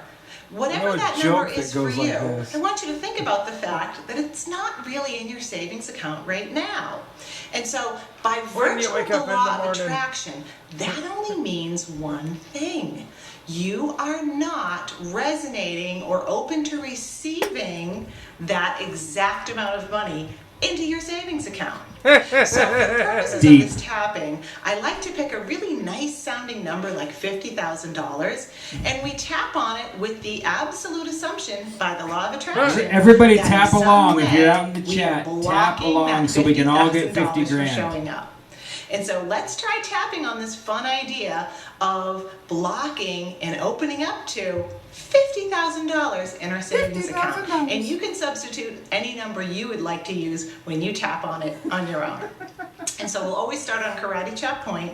So tapping the side of the hand, the karate chop point. Even though I'd love to have Karate chop. $50,000 in my savings account, it's not there So I must be blocking it. Correct. I'm totally resisting it. I mustn't think I really deserve it. I'm just going to forgive myself for that.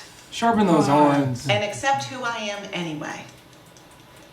Even though I'd love to have $50,000 in my savings account. It's definitely not there. And that only means one thing. I am actively blocking it. Or you've done nothing to earn it. It mustn't feel safe for me. I mustn't think I deserve it yet. Maybe it breaks some kind of family rule for me. Either way, I forgive myself. I really would love to heal this. Even though I don't have Heal the $50,000 in my savings $50,000 account, blockage. and I would absolutely love to. I'm just gonna totally own You can tell she does this all the time because my arm is getting That I tired. I'm trying to tap along with her, and like blocking my it. arm is getting tired.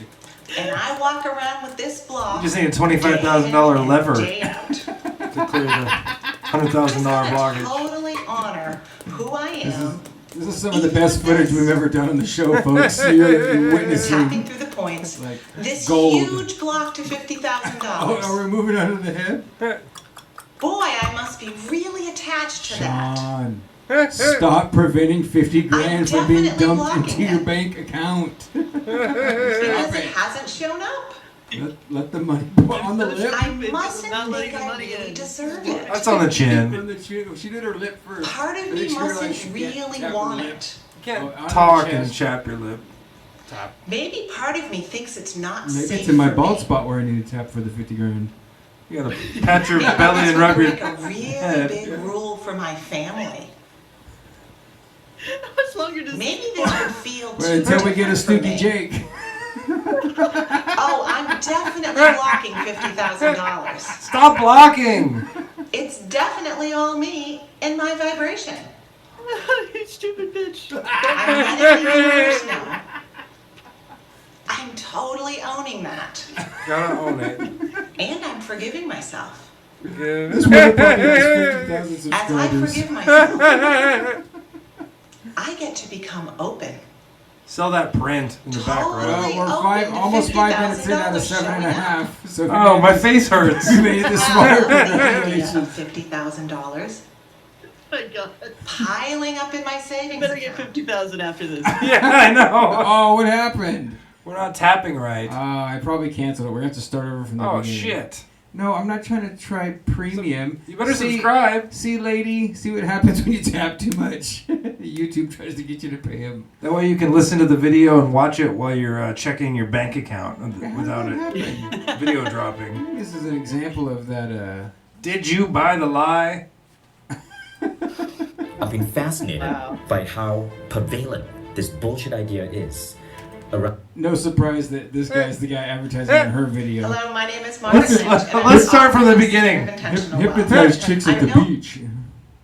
We were See, about. if she had confidence that she was going to make the money, she wouldn't have had to monetize the I video, love and the then there wouldn't have idea. been an interruption.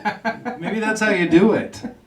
You gotta videotape yourself tapping You're talking about my secret machinations and dreams, Tracy, to completely dox all these people and like get their info so that you can publish it. Be like, she's $150,000 in debt, and she had to use a hotel lobby to film the video so she could find that painting. Do you make $50,000 for having 1,389,212 views? I mean, she's got hella views. She's got a lot of subscribers. I wonder how much she charges to tap for RX Only Picture Show. Yeah, we should. We should tap into that. Okay, guys, so give some money to the RX Only Picture Show, and then we'll give it to her, and she'll Yes. do some tapping so we Yeah. get more money. Well, there is a Patreon if you guys want to check it out. It's called RX space only space Picture Show. Picture Show. And it's under my online handle is Sonio. That's SEWNEO. So if you type in RX Only Picture Show on Patreon, it should pop up. You don't have to give $50,000. We can have every 50,000 people give $1. That'll work. Every 50,000. Now, Tracy, you've got a Patreon too, right? I have a Patreon, and look up Tracy Twyman, Tracy R. Twyman. Tracy You'll R. find it. Twyman. I think the Patreon is / Tracy R. Twyman. That's so, the exact. So with the middle address. initial, okay. But I think if you just look it up, you'll find it. And then I also, of course, have the Plus Ultra premium content. Definitely website join with Plus Ultra. video and stuff, huh? Definitely we join were Plus Ultra. Yeah, if you're listening, Everyone folks, out it's there. well worth it. I mean, I assume when you say you were editing that's probably what you were doing, is like getting a little bit of our exclusive. I mean, Tracy publishes exclusive content that you're not having the opportunity to see if you're not a Plus Ultra member. And if you're like JEM and I, the whole reason we ended up meeting Tracy was because we're absolute Tracy Twyman addicts. We buy her books, we listen to her audio while we're working all day. We watch her weird, funny mashups of videos like Frazzle Drip, etc. And It'll definitely just spawn all kinds of awesome ideas in your head and enlighten you on a lot of different things that you wouldn't necessarily ever find without Tracy. No, yeah, absolutely. And you don't have to tap, and it's only $10 a month. And another thing that we've got coming up here, probably tomorrow morning when I upload it, is a friend of mine and a fan of the show who's commented several times. And this is the guy who made the logo, the Plus Ultra logo. Oh, cool. Urania, that guy. Okay, Oh. so Yeah. what was I saying about him? Oh, he said he had made a bunch of audio files of the RX only shows that you and I have done together, and so he ripped off the audio, and then he also like remastered it, equalized the voices nice, and everything. good. Sweet. And cut out what he considered to be the boring parts, which is mostly like the the intros and stuff. He cut it down to what he thought was the best, I guess, is a better way of saying it, right? And so at any rate, they make very good listening, I would say. So for someone who wants to either listen to the show as another way of absorbing it, or they want to just listen to it again, and you listen to it in the car or whatever, unless you guys object, no, but I would like absolutely to put it not. up on the website. RX only less fat. Yeah, that's really funny, Jim. RX only less fat. Less fat. Low sodium, low fat. RX only light. No, that's great. Thank you. That's terrific. Because that's one of my main things is if I'm driving, especially by myself, I hardly listen to music in the car anymore. I'm always trying to like roll some content from somebody. And that really is how I, ended up reaching out to you more. Was like I had found probably everything I thought I could get my hands on. Like, all right, well, what's up? Have you done any more interviews? That's probably, if we look at our chat history on Facebook, if it was still there, that's probably what it says, Yeah, that's great. So I'm really excited to check that out. So we tapped for $50,000. I don't know if I can't wait to check my bank account tomorrow. Margaret Lynch. I kind of want to type her name in plus the word scam and see what comes up. That other video that I sent you, the first one from Better Bad News, it's like a funny. Better Bad sketch. News is a great title. I've never heard of that. We'll have to check it out. They're I don't think they're doing this stuff anymore, but a few years ago they would do these sketches and put them on YouTube, and it looks like they're from Berkeley, and they're all kind of lefties, so they have some political comments in there I don't necessarily agree with, but for the most part the comedy and the commentary is spot on. And anyway, so this one's about it's based on this book called Bright-Sided, which is by Barbara Ehrenhart. Do you know who she is? Oh, that name sounds really familiar. Barbara Ehrenhart, no. Yeah, all I know about her, there's probably a lot more to her, but all I know about her is that she wrote a couple of books. One was called Nickeled and Dimed, and that one was all about why people with low income, why their lives are so hard, basically. And it was about just all the different ways in which you get screwed over when you're trying to work and you have only you're only earning a little bit of money, Right. and how impossible it is to get out of that. So she did this thing where she, got a minimum wage job. She is of course like some educated professor lady, and but she, for the book, got a minimum wage job and tried to see how long she could survive on it, and ended up like destitute and homeless, basically. Yeah, of course, at of the course. experiment. So, anyway, she's definitely a socialist. You can tell from the stuff she says, the way she writes. But I think her commentary is very interesting. And so this book is apparently, which I have not read, but apparently it's all about her. I guess she researched the history of these self-help movements and the positive thinking movement, and especially how they will bring these guys in sometimes to do motivational speaking at corporate functions.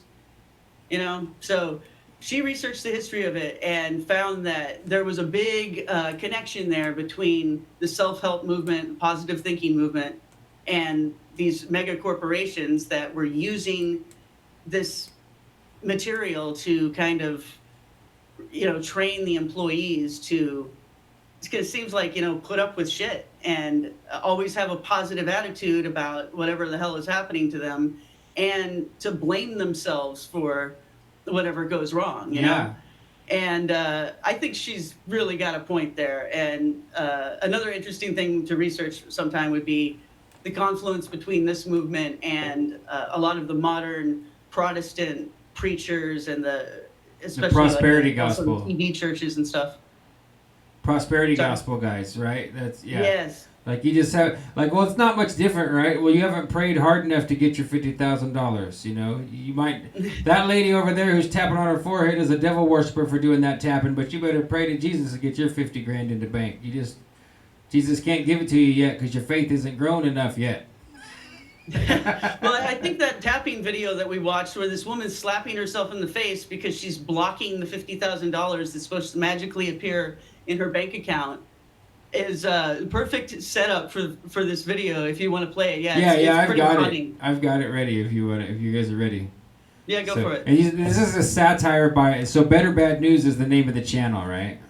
Yeah, that's the name of the group, and they haven't done anything in years and years, but they have a bunch of funny old videos. Okay, cool. So here we go. Barbara Ehrenreich. Here we go. With positive Ehrenreich, thinking, yeah. even if it's delusional. I just read Barbara Ehrenreich's Bright-Sided, calling for an end to positive thinking. The whole positive thinking movement has been outed as a system of social control. So we don't advocate positive thinking anymore. May you rot in hell! As a highly compensated motivational speaker for several Fortune 500 companies... Is that Cthulhu? Just want to say, die, die, die! All of you! This country is going to hell in a handbasket. Thank you. Cthulhu is the bag activity is hard to get used to at first, but that was a fine example. It's the best money I've ever spent. Better bad news.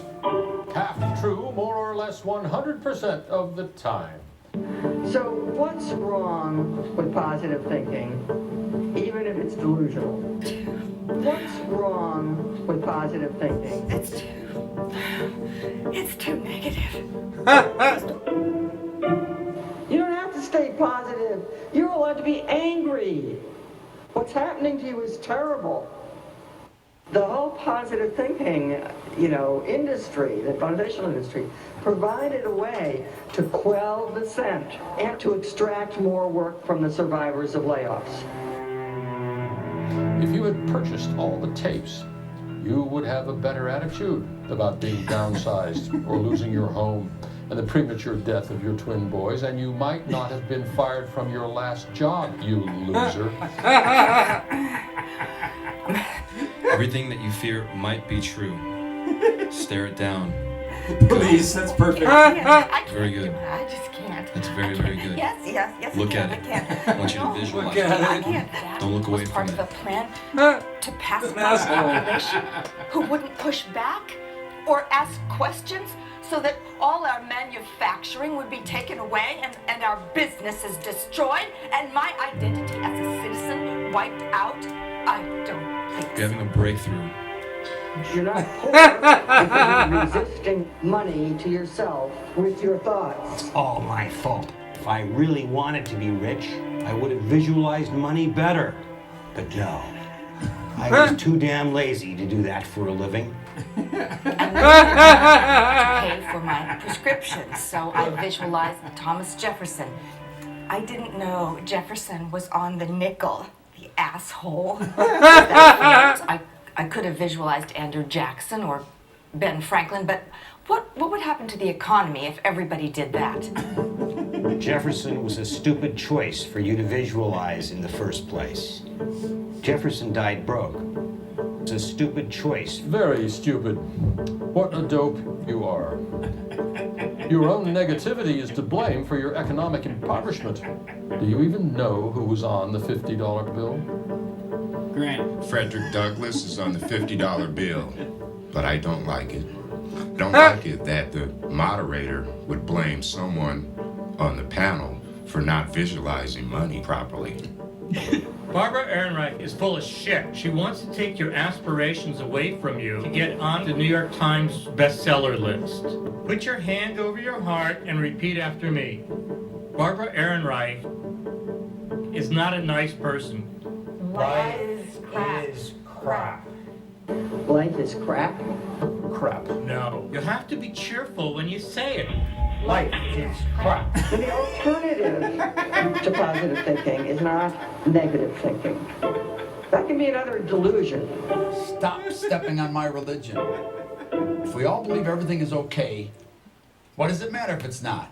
If we are losing our freedoms but we don't realize it, what's the problem? No, now get serious. Barbara Ehrenreich doesn't get it. I show love for my enemies by spreading the other cheek.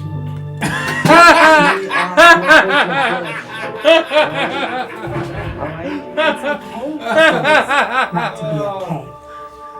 Because you gotta spread the other cheek. Sounds like a hip hop contract. Shut up! We didn't realize what is happening. Okay. We are being junked. Life is crap. I met this color consultant at a party who told me he was having a very dark year, but was able to purchase a beachfront home by visualizing a foreclosure notice on the former owners. They were not as positive about the property as he was, so it was their own fault. Life is crap. Life is crap. Not special anymore. I have had enough of this crap. Wait. I assume the one lady's actually We are her. calling for an end to positive thinking. It's a pernicious form of social control, and we know about it That's now. Barbara there, yeah. But I feel better now that I have given up hope. I have had enough of this crap. Life is crap. Because the reckless promotion of positive thinking responsible for the abject pacification of a lobotomized citizenry so inured to its own incipient that decay Tracy's watching that it on even a the most delay from us. circumspect critical thinker is assaulted for committing treason. When they signed the Declaration of Independence, they had no reason to believe they could win a war against England. And they had every reason to believe they would be beaten.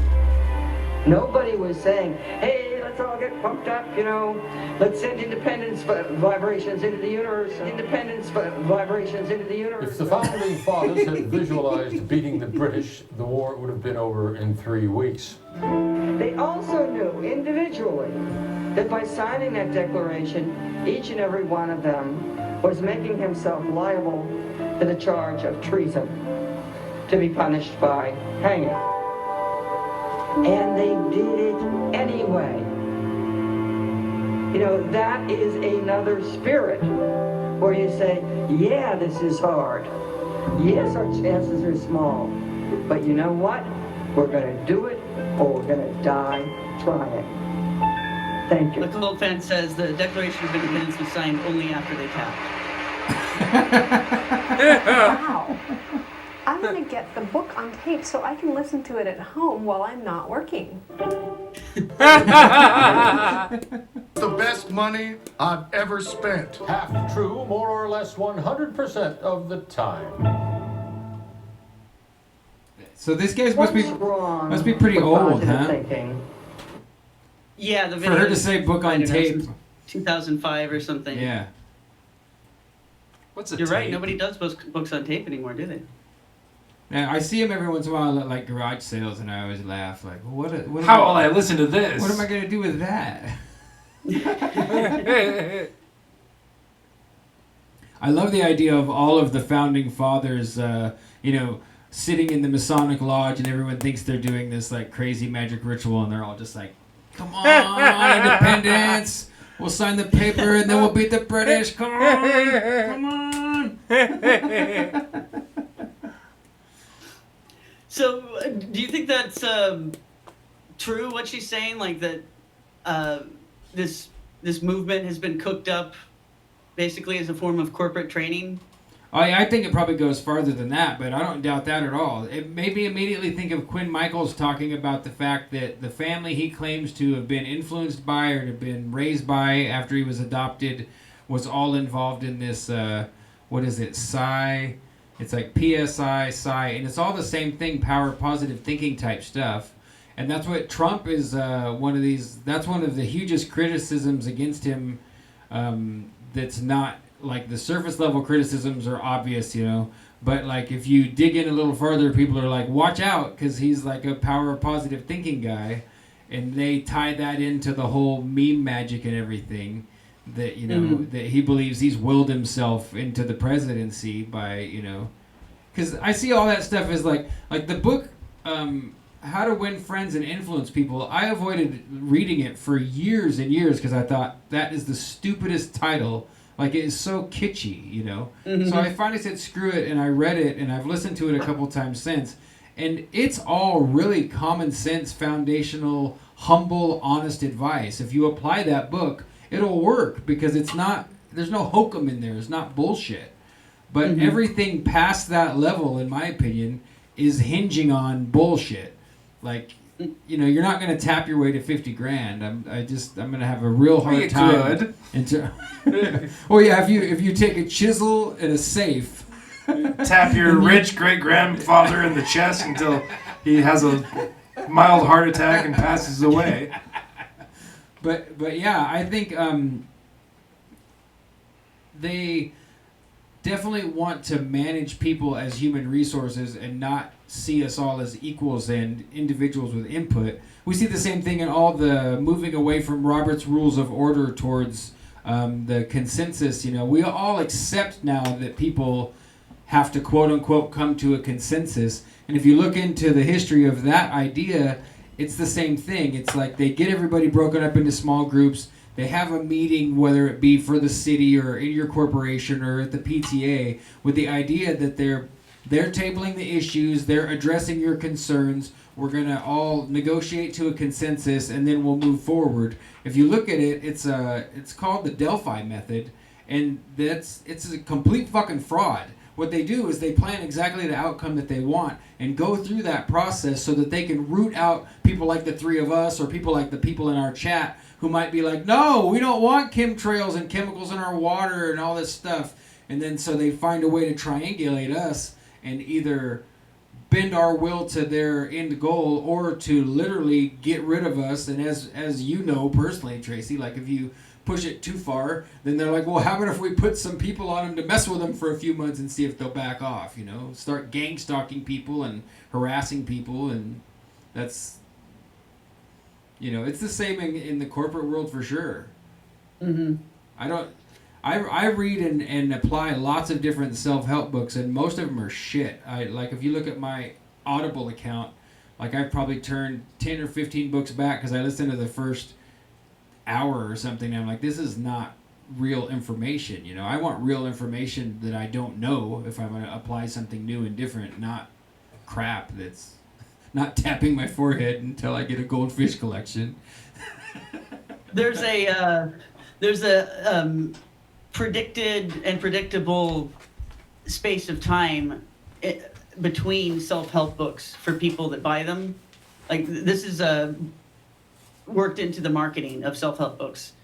They know that if you buy a certain type of self-help book, then you will probably make a half-hearted effort to apply the principles of it for about a year and a half. Or you'll do it for a little while and then forget about it for a little while. And then you'll come around and want another self-help book. And so they can predict which one you're going to want next or what type you're going to want next based on what you bought, I think they said 15 months ago. So the article I was reading was all about how these authors can't really think that they're giving people solutions, or else they wouldn't be planning their next self-help book. And basically, the plan is for it to fail, but to leave you wanting more, Yeah. And I mean, you see it. If you go follow the copywriting, sales and marketing, direct marketing stuff, like it's a cliche for the insiders to make fun of that process. And I mean, at the same time, there's lots of good information there, but people just don't apply shit, and they get addicted to the idea that they're improving themselves and never do anything. I mean, it's just the way it is. Well, I think okay, they're describing magic, right? It is. They're describing how to do magic, except they're describing it as though it's a law. And we know that magic is really an art. And like art, any kind of art, it's not always successful, and you can't always explain why it is when it is. So I think that's the failing here, and this is why it has a negative effect ultimately for people. But it's why it's useful as a social control tool. You're telling people that this is a law, the law of attraction, and that if it's not working for you, it's because there's something wrong with you. And, I think that that's a very bad thing to put on people. It's a guilt trip about everything. Everything in your life that is bad is your fault. And in fact, some people would take it even further and like, oh, even the things that are happening to other people are your fault, and it's somehow because the universe is really just a projection of you, which I think is really, then you're getting into schizophrenia here, Yeah, I agree. I totally agree that people people love to take the idea of projection so far that it's just asinine. Like every single negative feeling, thought, emotion, or whatever I might have on a bad day isn't just because of my internal deficiencies. Is there times when my internal deficiencies cause me to project onto people? Certainly, but not everything, like if the cashier's being a clunky asshole and can't count change and didn't ring up my stuff right, it might just be that they shouldn't be cashier, or maybe they're having a bad day and not me putting my wooja energy on him and making him, oh man, I ruined that cashier's day. I need to tap more. Yes. Tap. But yeah. So I think this has been going on for a long time. It's not just in self-help anymore. It's part of culture. So that this is the Dr. Phil approach to everything too. It's tough love. Yes. Oh God, I hate that. Yeah. So everyone has been taught that the shittiness in their life is somehow their fault. Everyone's kind of embarrassed about the problems they have, and no one's willing to acknowledge that, okay, some things, there's just a physical impediment that is preventing it from happening. Or also sometimes the other person really is the asshole and there's nothing you can do about it. So a lot more times than most people think. I mean, until you've been exposed I'm so sick of it. I've dealt with so many of these situations where I'm trying to tell someone about it, and they're like, well, what are you doing to make the person act that way? Nothing. No, that's just it. I'm telling you. Until you've dealt with a bunch of really shitty people, and I'd say a lot of people haven't. A lot of people are smart. They don't take the risk to get involved with people, and I'm not talking about romantic. I'm talking about in general. Until you've dealt with lots of people, you don't know how many people are just unaware of themselves, which is almost worse than being a fucking sociopath sometimes. But then people that are truly narcissistic or sociopathic, they know their game. They know what's up. They're not fronting inside. They know what they're doing. They're trying to soak or bilk or take advantage of or get something for themselves, whether it's small, short term, or large with a big, complicated plan. And they are already prepared to steer you all the way to where they're trying to get to.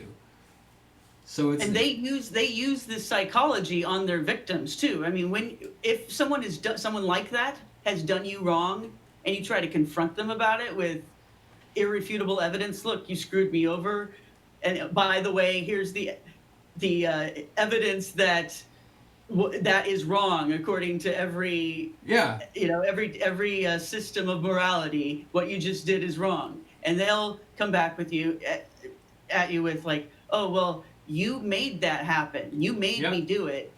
And it's really, I've even had people basically just insult me and tell me I have, some kind of loser energy, basically, that makes them want to bully or screw me over somehow, and that therefore I deserve to have that happen.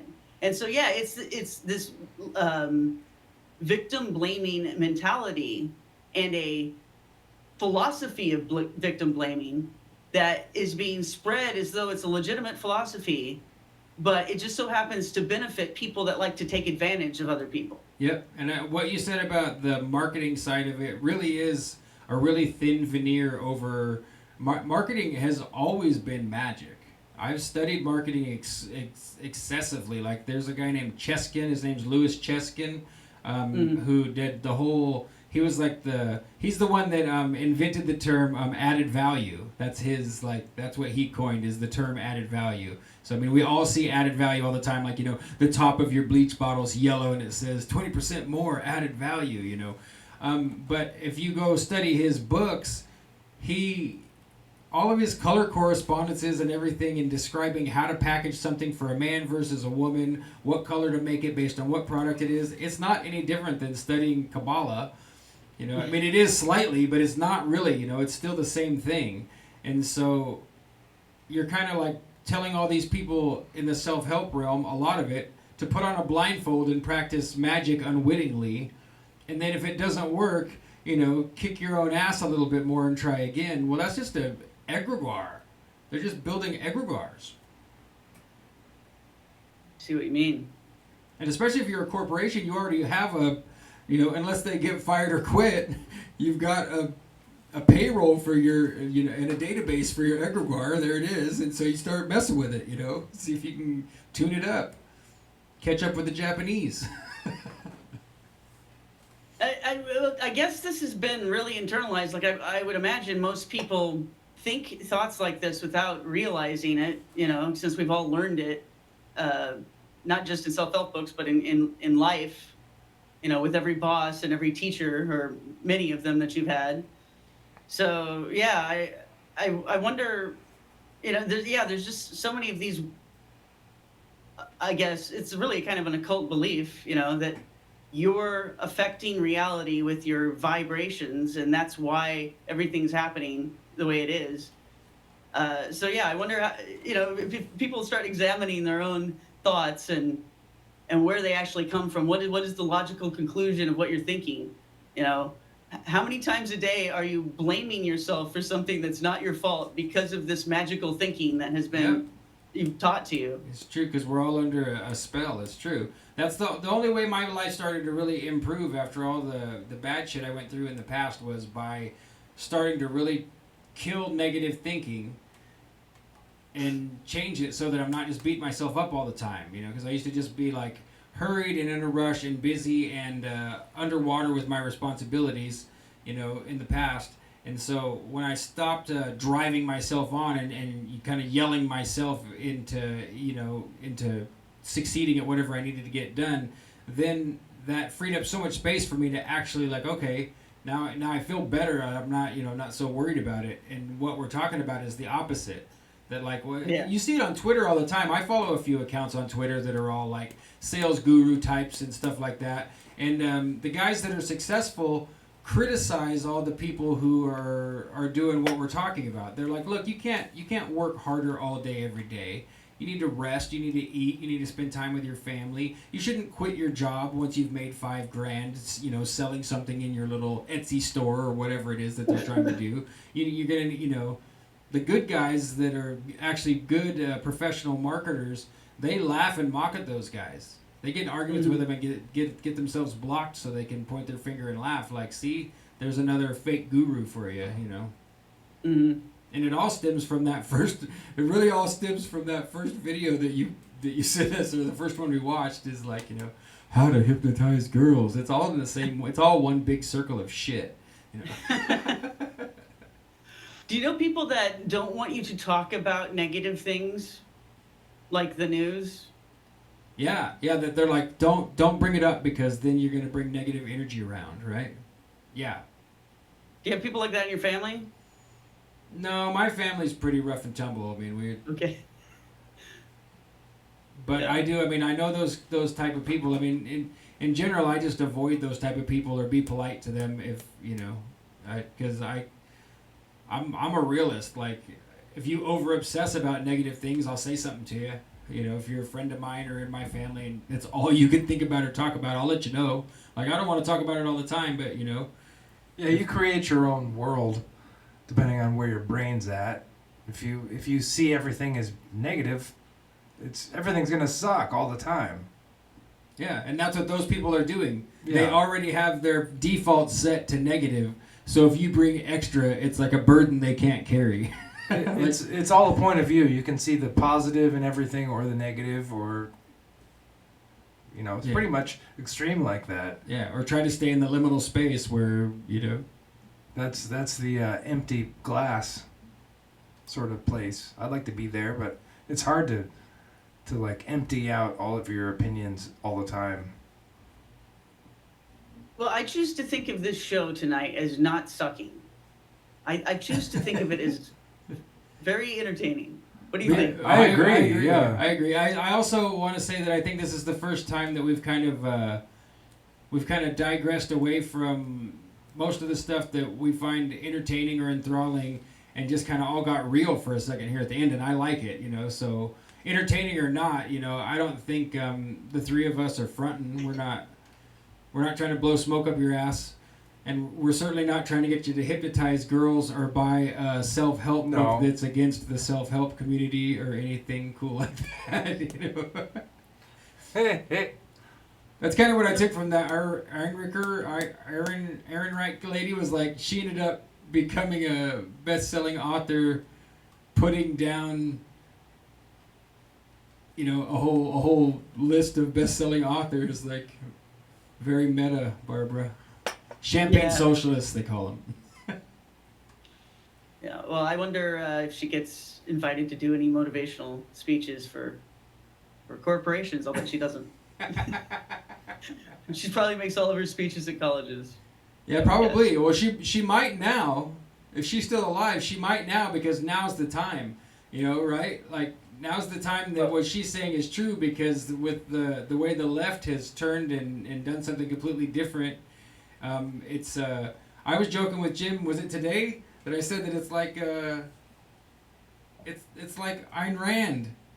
Like, all the corporations are undermining themselves, and like their profit margin isn't important anymore. Instead, accommodating people who have unique issues or problems. I don't even want to call them problems, because I follow along with the rhetoric. I'm not trying to insult anyone based on them being straight, gay, black, white, trans, etc. It doesn't, you know, I want to respect everyone and be polite, but that's definitely a change of focus from what we've seen recently, is that now big time corporations are willing to take the risk of firing or not hiring someone, etc., etc. All the advertising, and marketing, financial bottom line is secondary to political correctness. Like Colin Kaepernick of the 49ers, like his whole statement and everything, like not even 4 years ago, I would say that Nike would have like issued that. That would have been like, it would have been negative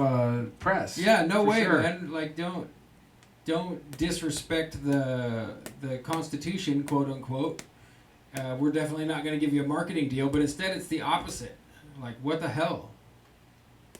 I don't know. I know exactly what you're talking about. I don't know exactly what's motivating it. I mean, you can tell there's social engineering going on, but yes, I'm shocked, like you are, to see the change of focus. Yeah. My joke to Jim earlier was that they're undermining their own position. They're routing and hollowing out their own huge billion-dollar companies, and then they're all going to vanish off into Gulch and disappear onto, they're going to all go to meet it. It's turbulence. Yeah, Mount Analog and tip their hat to us. Gulch. They're going to meet at Atlantis, and it's just a tearing down of our society now. I mean, everything's in a sort of a big violent change right now, and we're on the precipice. I mean, with a wall that's in the process of being built, perhaps, and that yellow vest uproar in France. Is that safety vest revolution? The safety vest like somebody bought all those things and brought them to France. I mean, there's not a store that sells all. I mean, if you were in France, you couldn't find that many yellow vests, because I mean, there's just not that many vests in one place. Somebody had to have ordered them.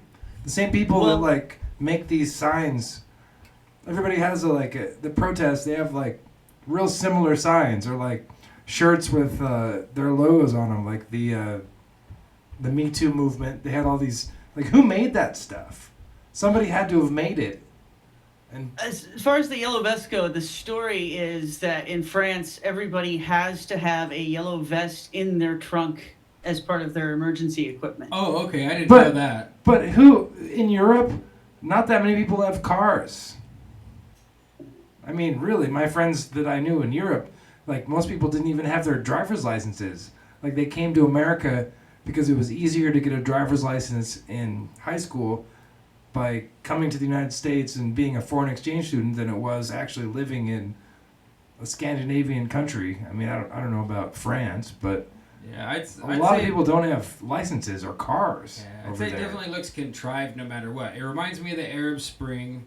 Of course, I don't believe anything is like, if an organic revolution broke out, I think they'd firebomb it. I don't think they'd you've seen put it on these TV. You've seen these videos of the cars burning, and yes.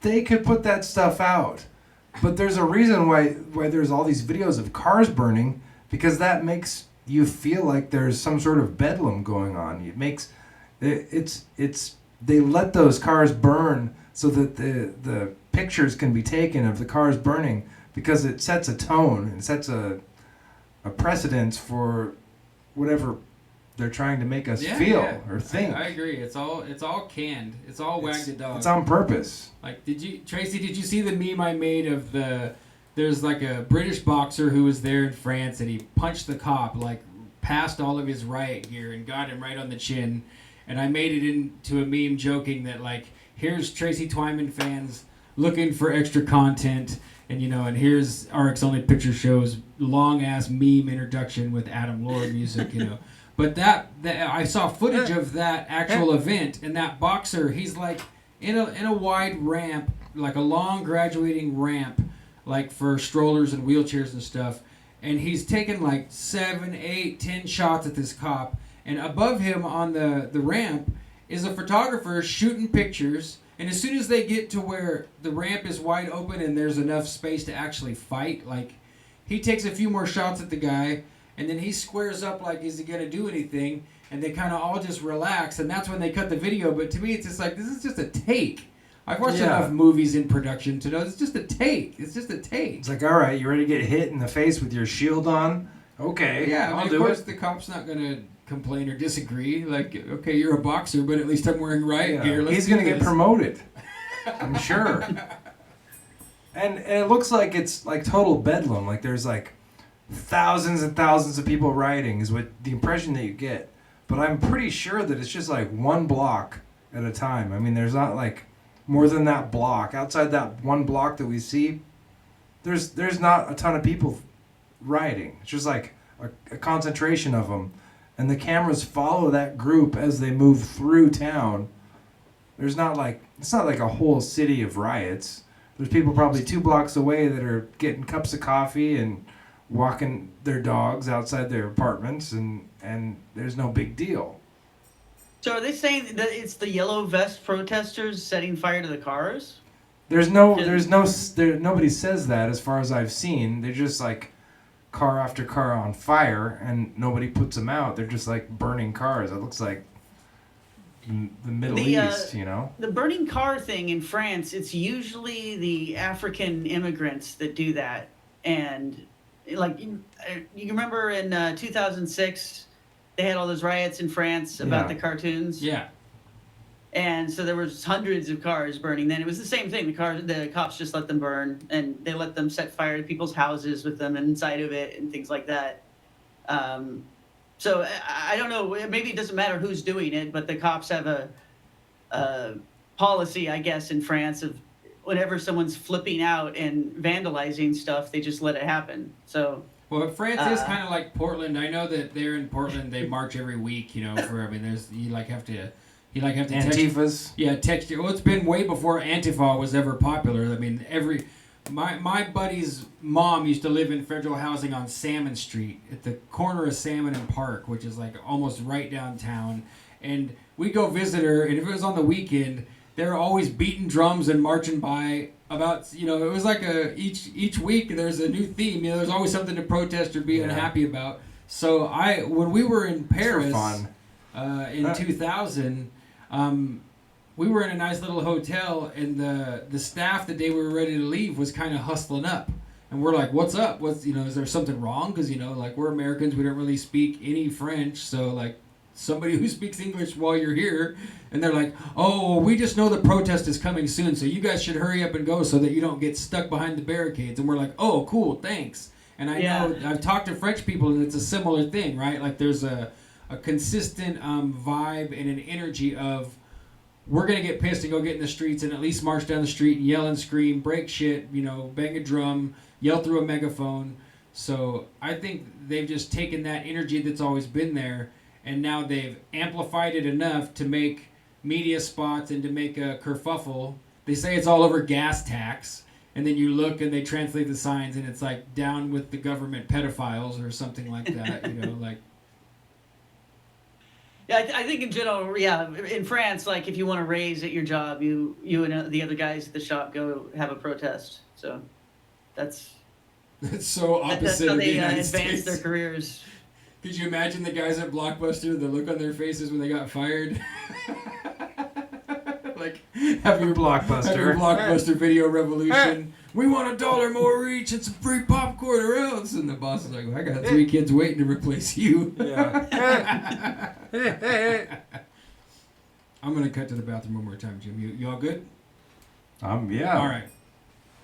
I think we're getting close to something like the beginning of the end of 34. The beginning of the end of.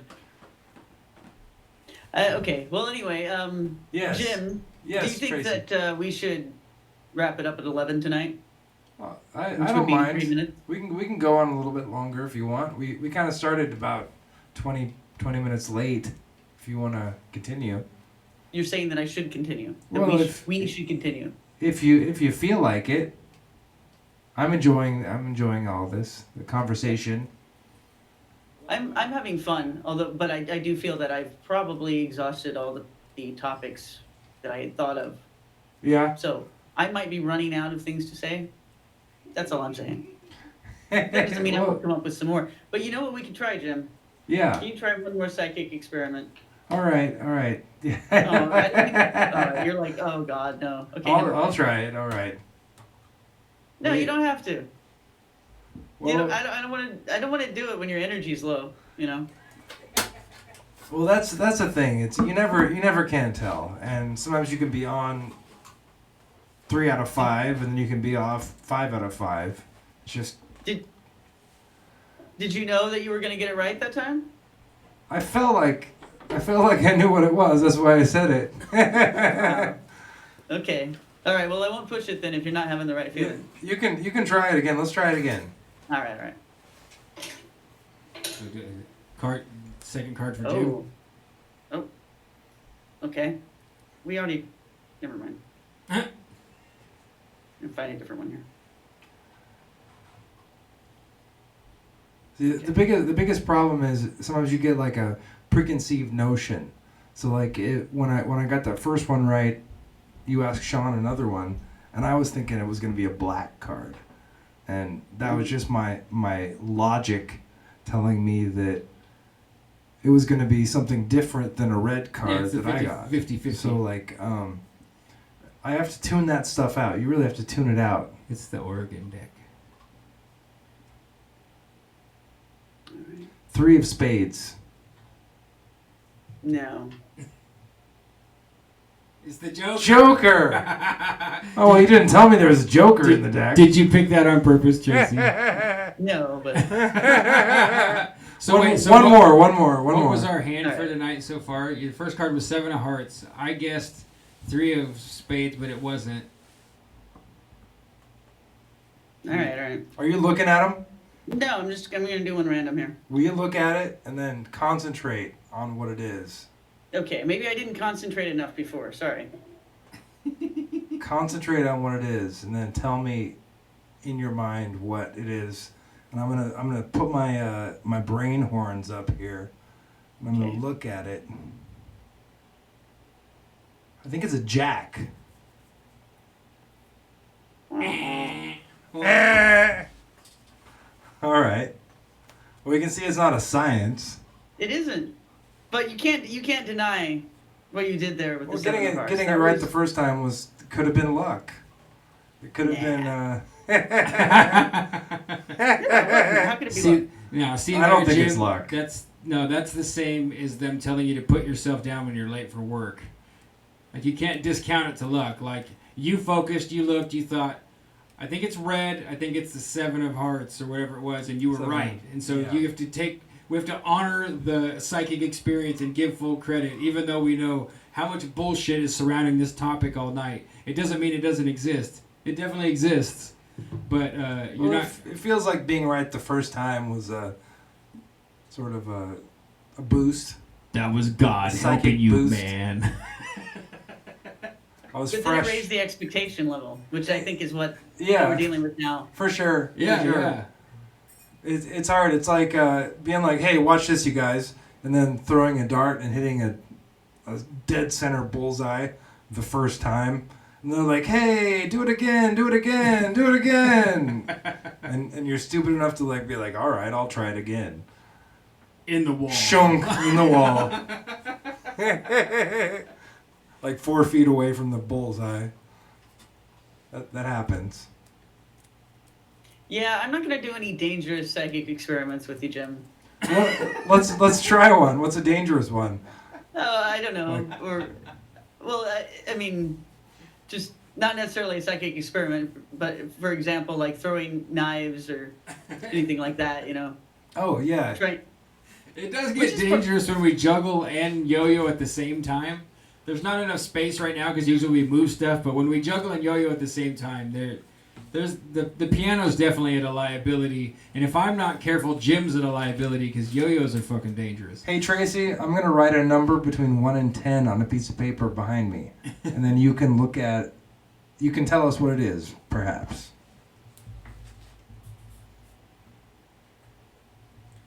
Have you seen it, SB? Did you see it? I saw it. I'm projecting it to Tracy now. Brainhorn style.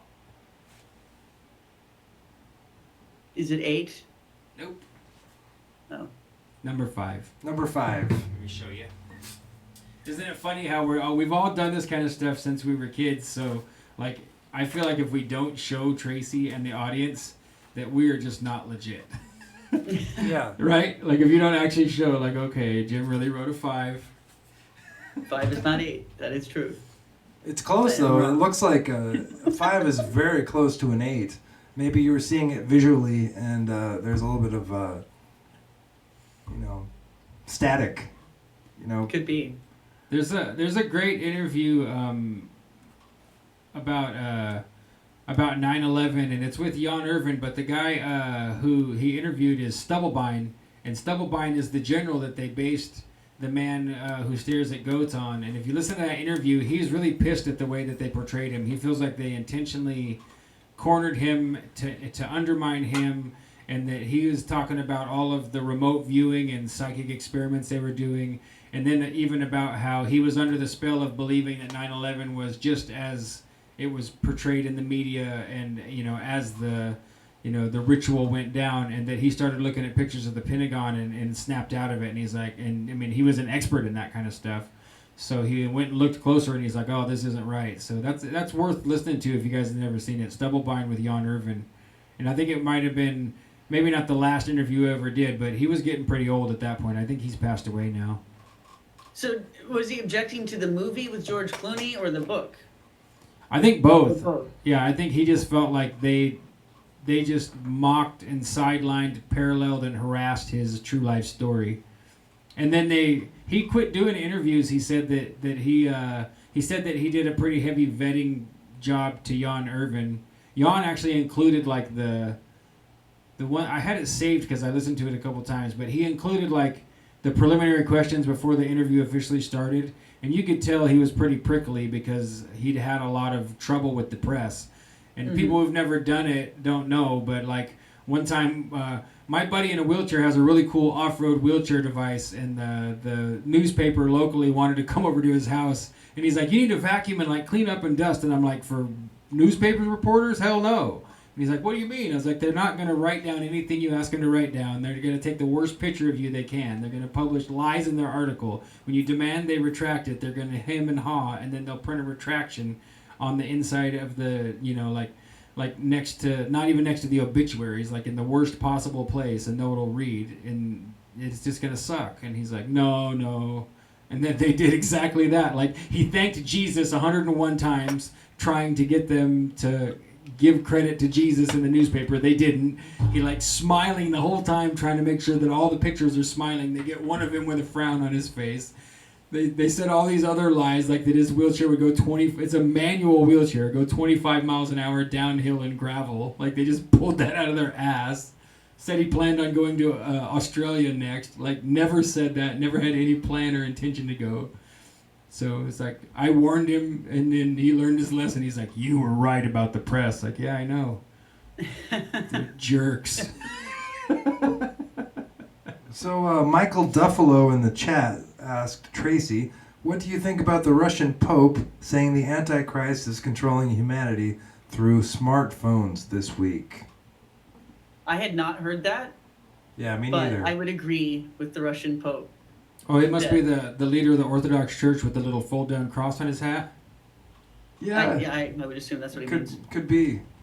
Yeah, it seems like that's true. I think that we're all being led through smartphones. I mean, they give the homeless kids smartphones in our town. I think the phones are like one of the most powerful mind control devices that have ever been produced. It's controlling you throughout the day, and yeah. And if you're on Facebook, you get dumps of dopamine every time that you see something you like, or if you get reactions from people on any of the platforms. Oh, yeah. I mean, if I have a post blow up, I feel, I'm cool. When MC Hammer followed me on Twitter, I about shit my pants because I used to worship that guy and like dance like him when I was in junior high and high school. And I can feel your highness. Yeah. Off of that. Yeah, like I freaked out. Like, MC Hammer still follows me on Twitter. It trips me out. Do you think he watched our show? No, I think he follows lots and lots of people. Like, I went and looked. Of course, he's following so many people. What it was is there was a black guy who got accused of... he was in Antarctica. Falsely accused of rape. And they made a documentary about how the girl was caught confessing that she had framed him. And he lost 5 years of his life in prison to it, and was actually scheduled to go pro football, like as a, what do you call it when you go try out? It's not an audition. It's a tryout. Yeah, tryouts. He had scheduled for tryouts. Everyone really liked him, and he ended up in prison instead. And so at the time, I was retweeting all that, like, and blasting it out there. And when I did it, I tagged a whole bunch of really high-profile black people like MC Hammer. I think I tagged Sir Mix a lot, tagged Mike Tyson, like all these people. And the Hammer's fans started to see it and retweet it, and then Hammer must have seen it and he retweeted it, and when he did, he followed me. And I was like, whoa! I actually jumped up and did hammer dances, I can't lie. I can hammer dance, but if you want to see me hammer dance, you're gonna have to throw the money in the bucket. That's a long-running joke. That's not a joke here on Picture Show. That if you want to see us dance, you gotta pay. So it's either Patreon or sign up for Plus Ultra and screen cap your receipt and send it to me. And then next week, for $250, Sean will take his shirt off while he dances. I'll tap too. And tap. All right, I think we should lock. We don't want to see that though. No tapping.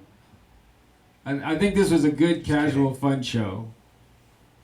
Great show. So, and I agree with Tracy that I'm definitely I'm tapping this into the top 15, no problem. This is awesome. This is a great show. But yeah, do you have anything else for us, Tracy? I mean, I no, I don't. Yeah, so I figured I'm just feeling the vibe that we're like at 10 minutes after 11. I think we should call it a night, folks. The Cole fan says that we're gonna have to tap to get Sean to dance. yeah. What you got to do is tap send on that PayPal button. At least you didn't tell people to smash it. I'm really glad you didn't say that. Smash that like button. Yeah, it's sort of innuendo-y. All right. I wanted to do a meme with your the thing that you like to say, Jim, at the end of the show. Like you're parodying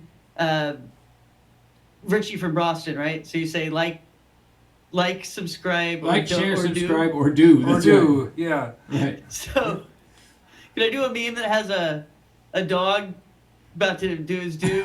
Yeah, absolutely. That just reminds me, Tracy's made some really high quality memes that we haven't dumped into the mix yet. We're going to have to go curate our introduction memes so you guys can see some of these new ones. Like the new monkeys humping is a great meme. That needs to be out there.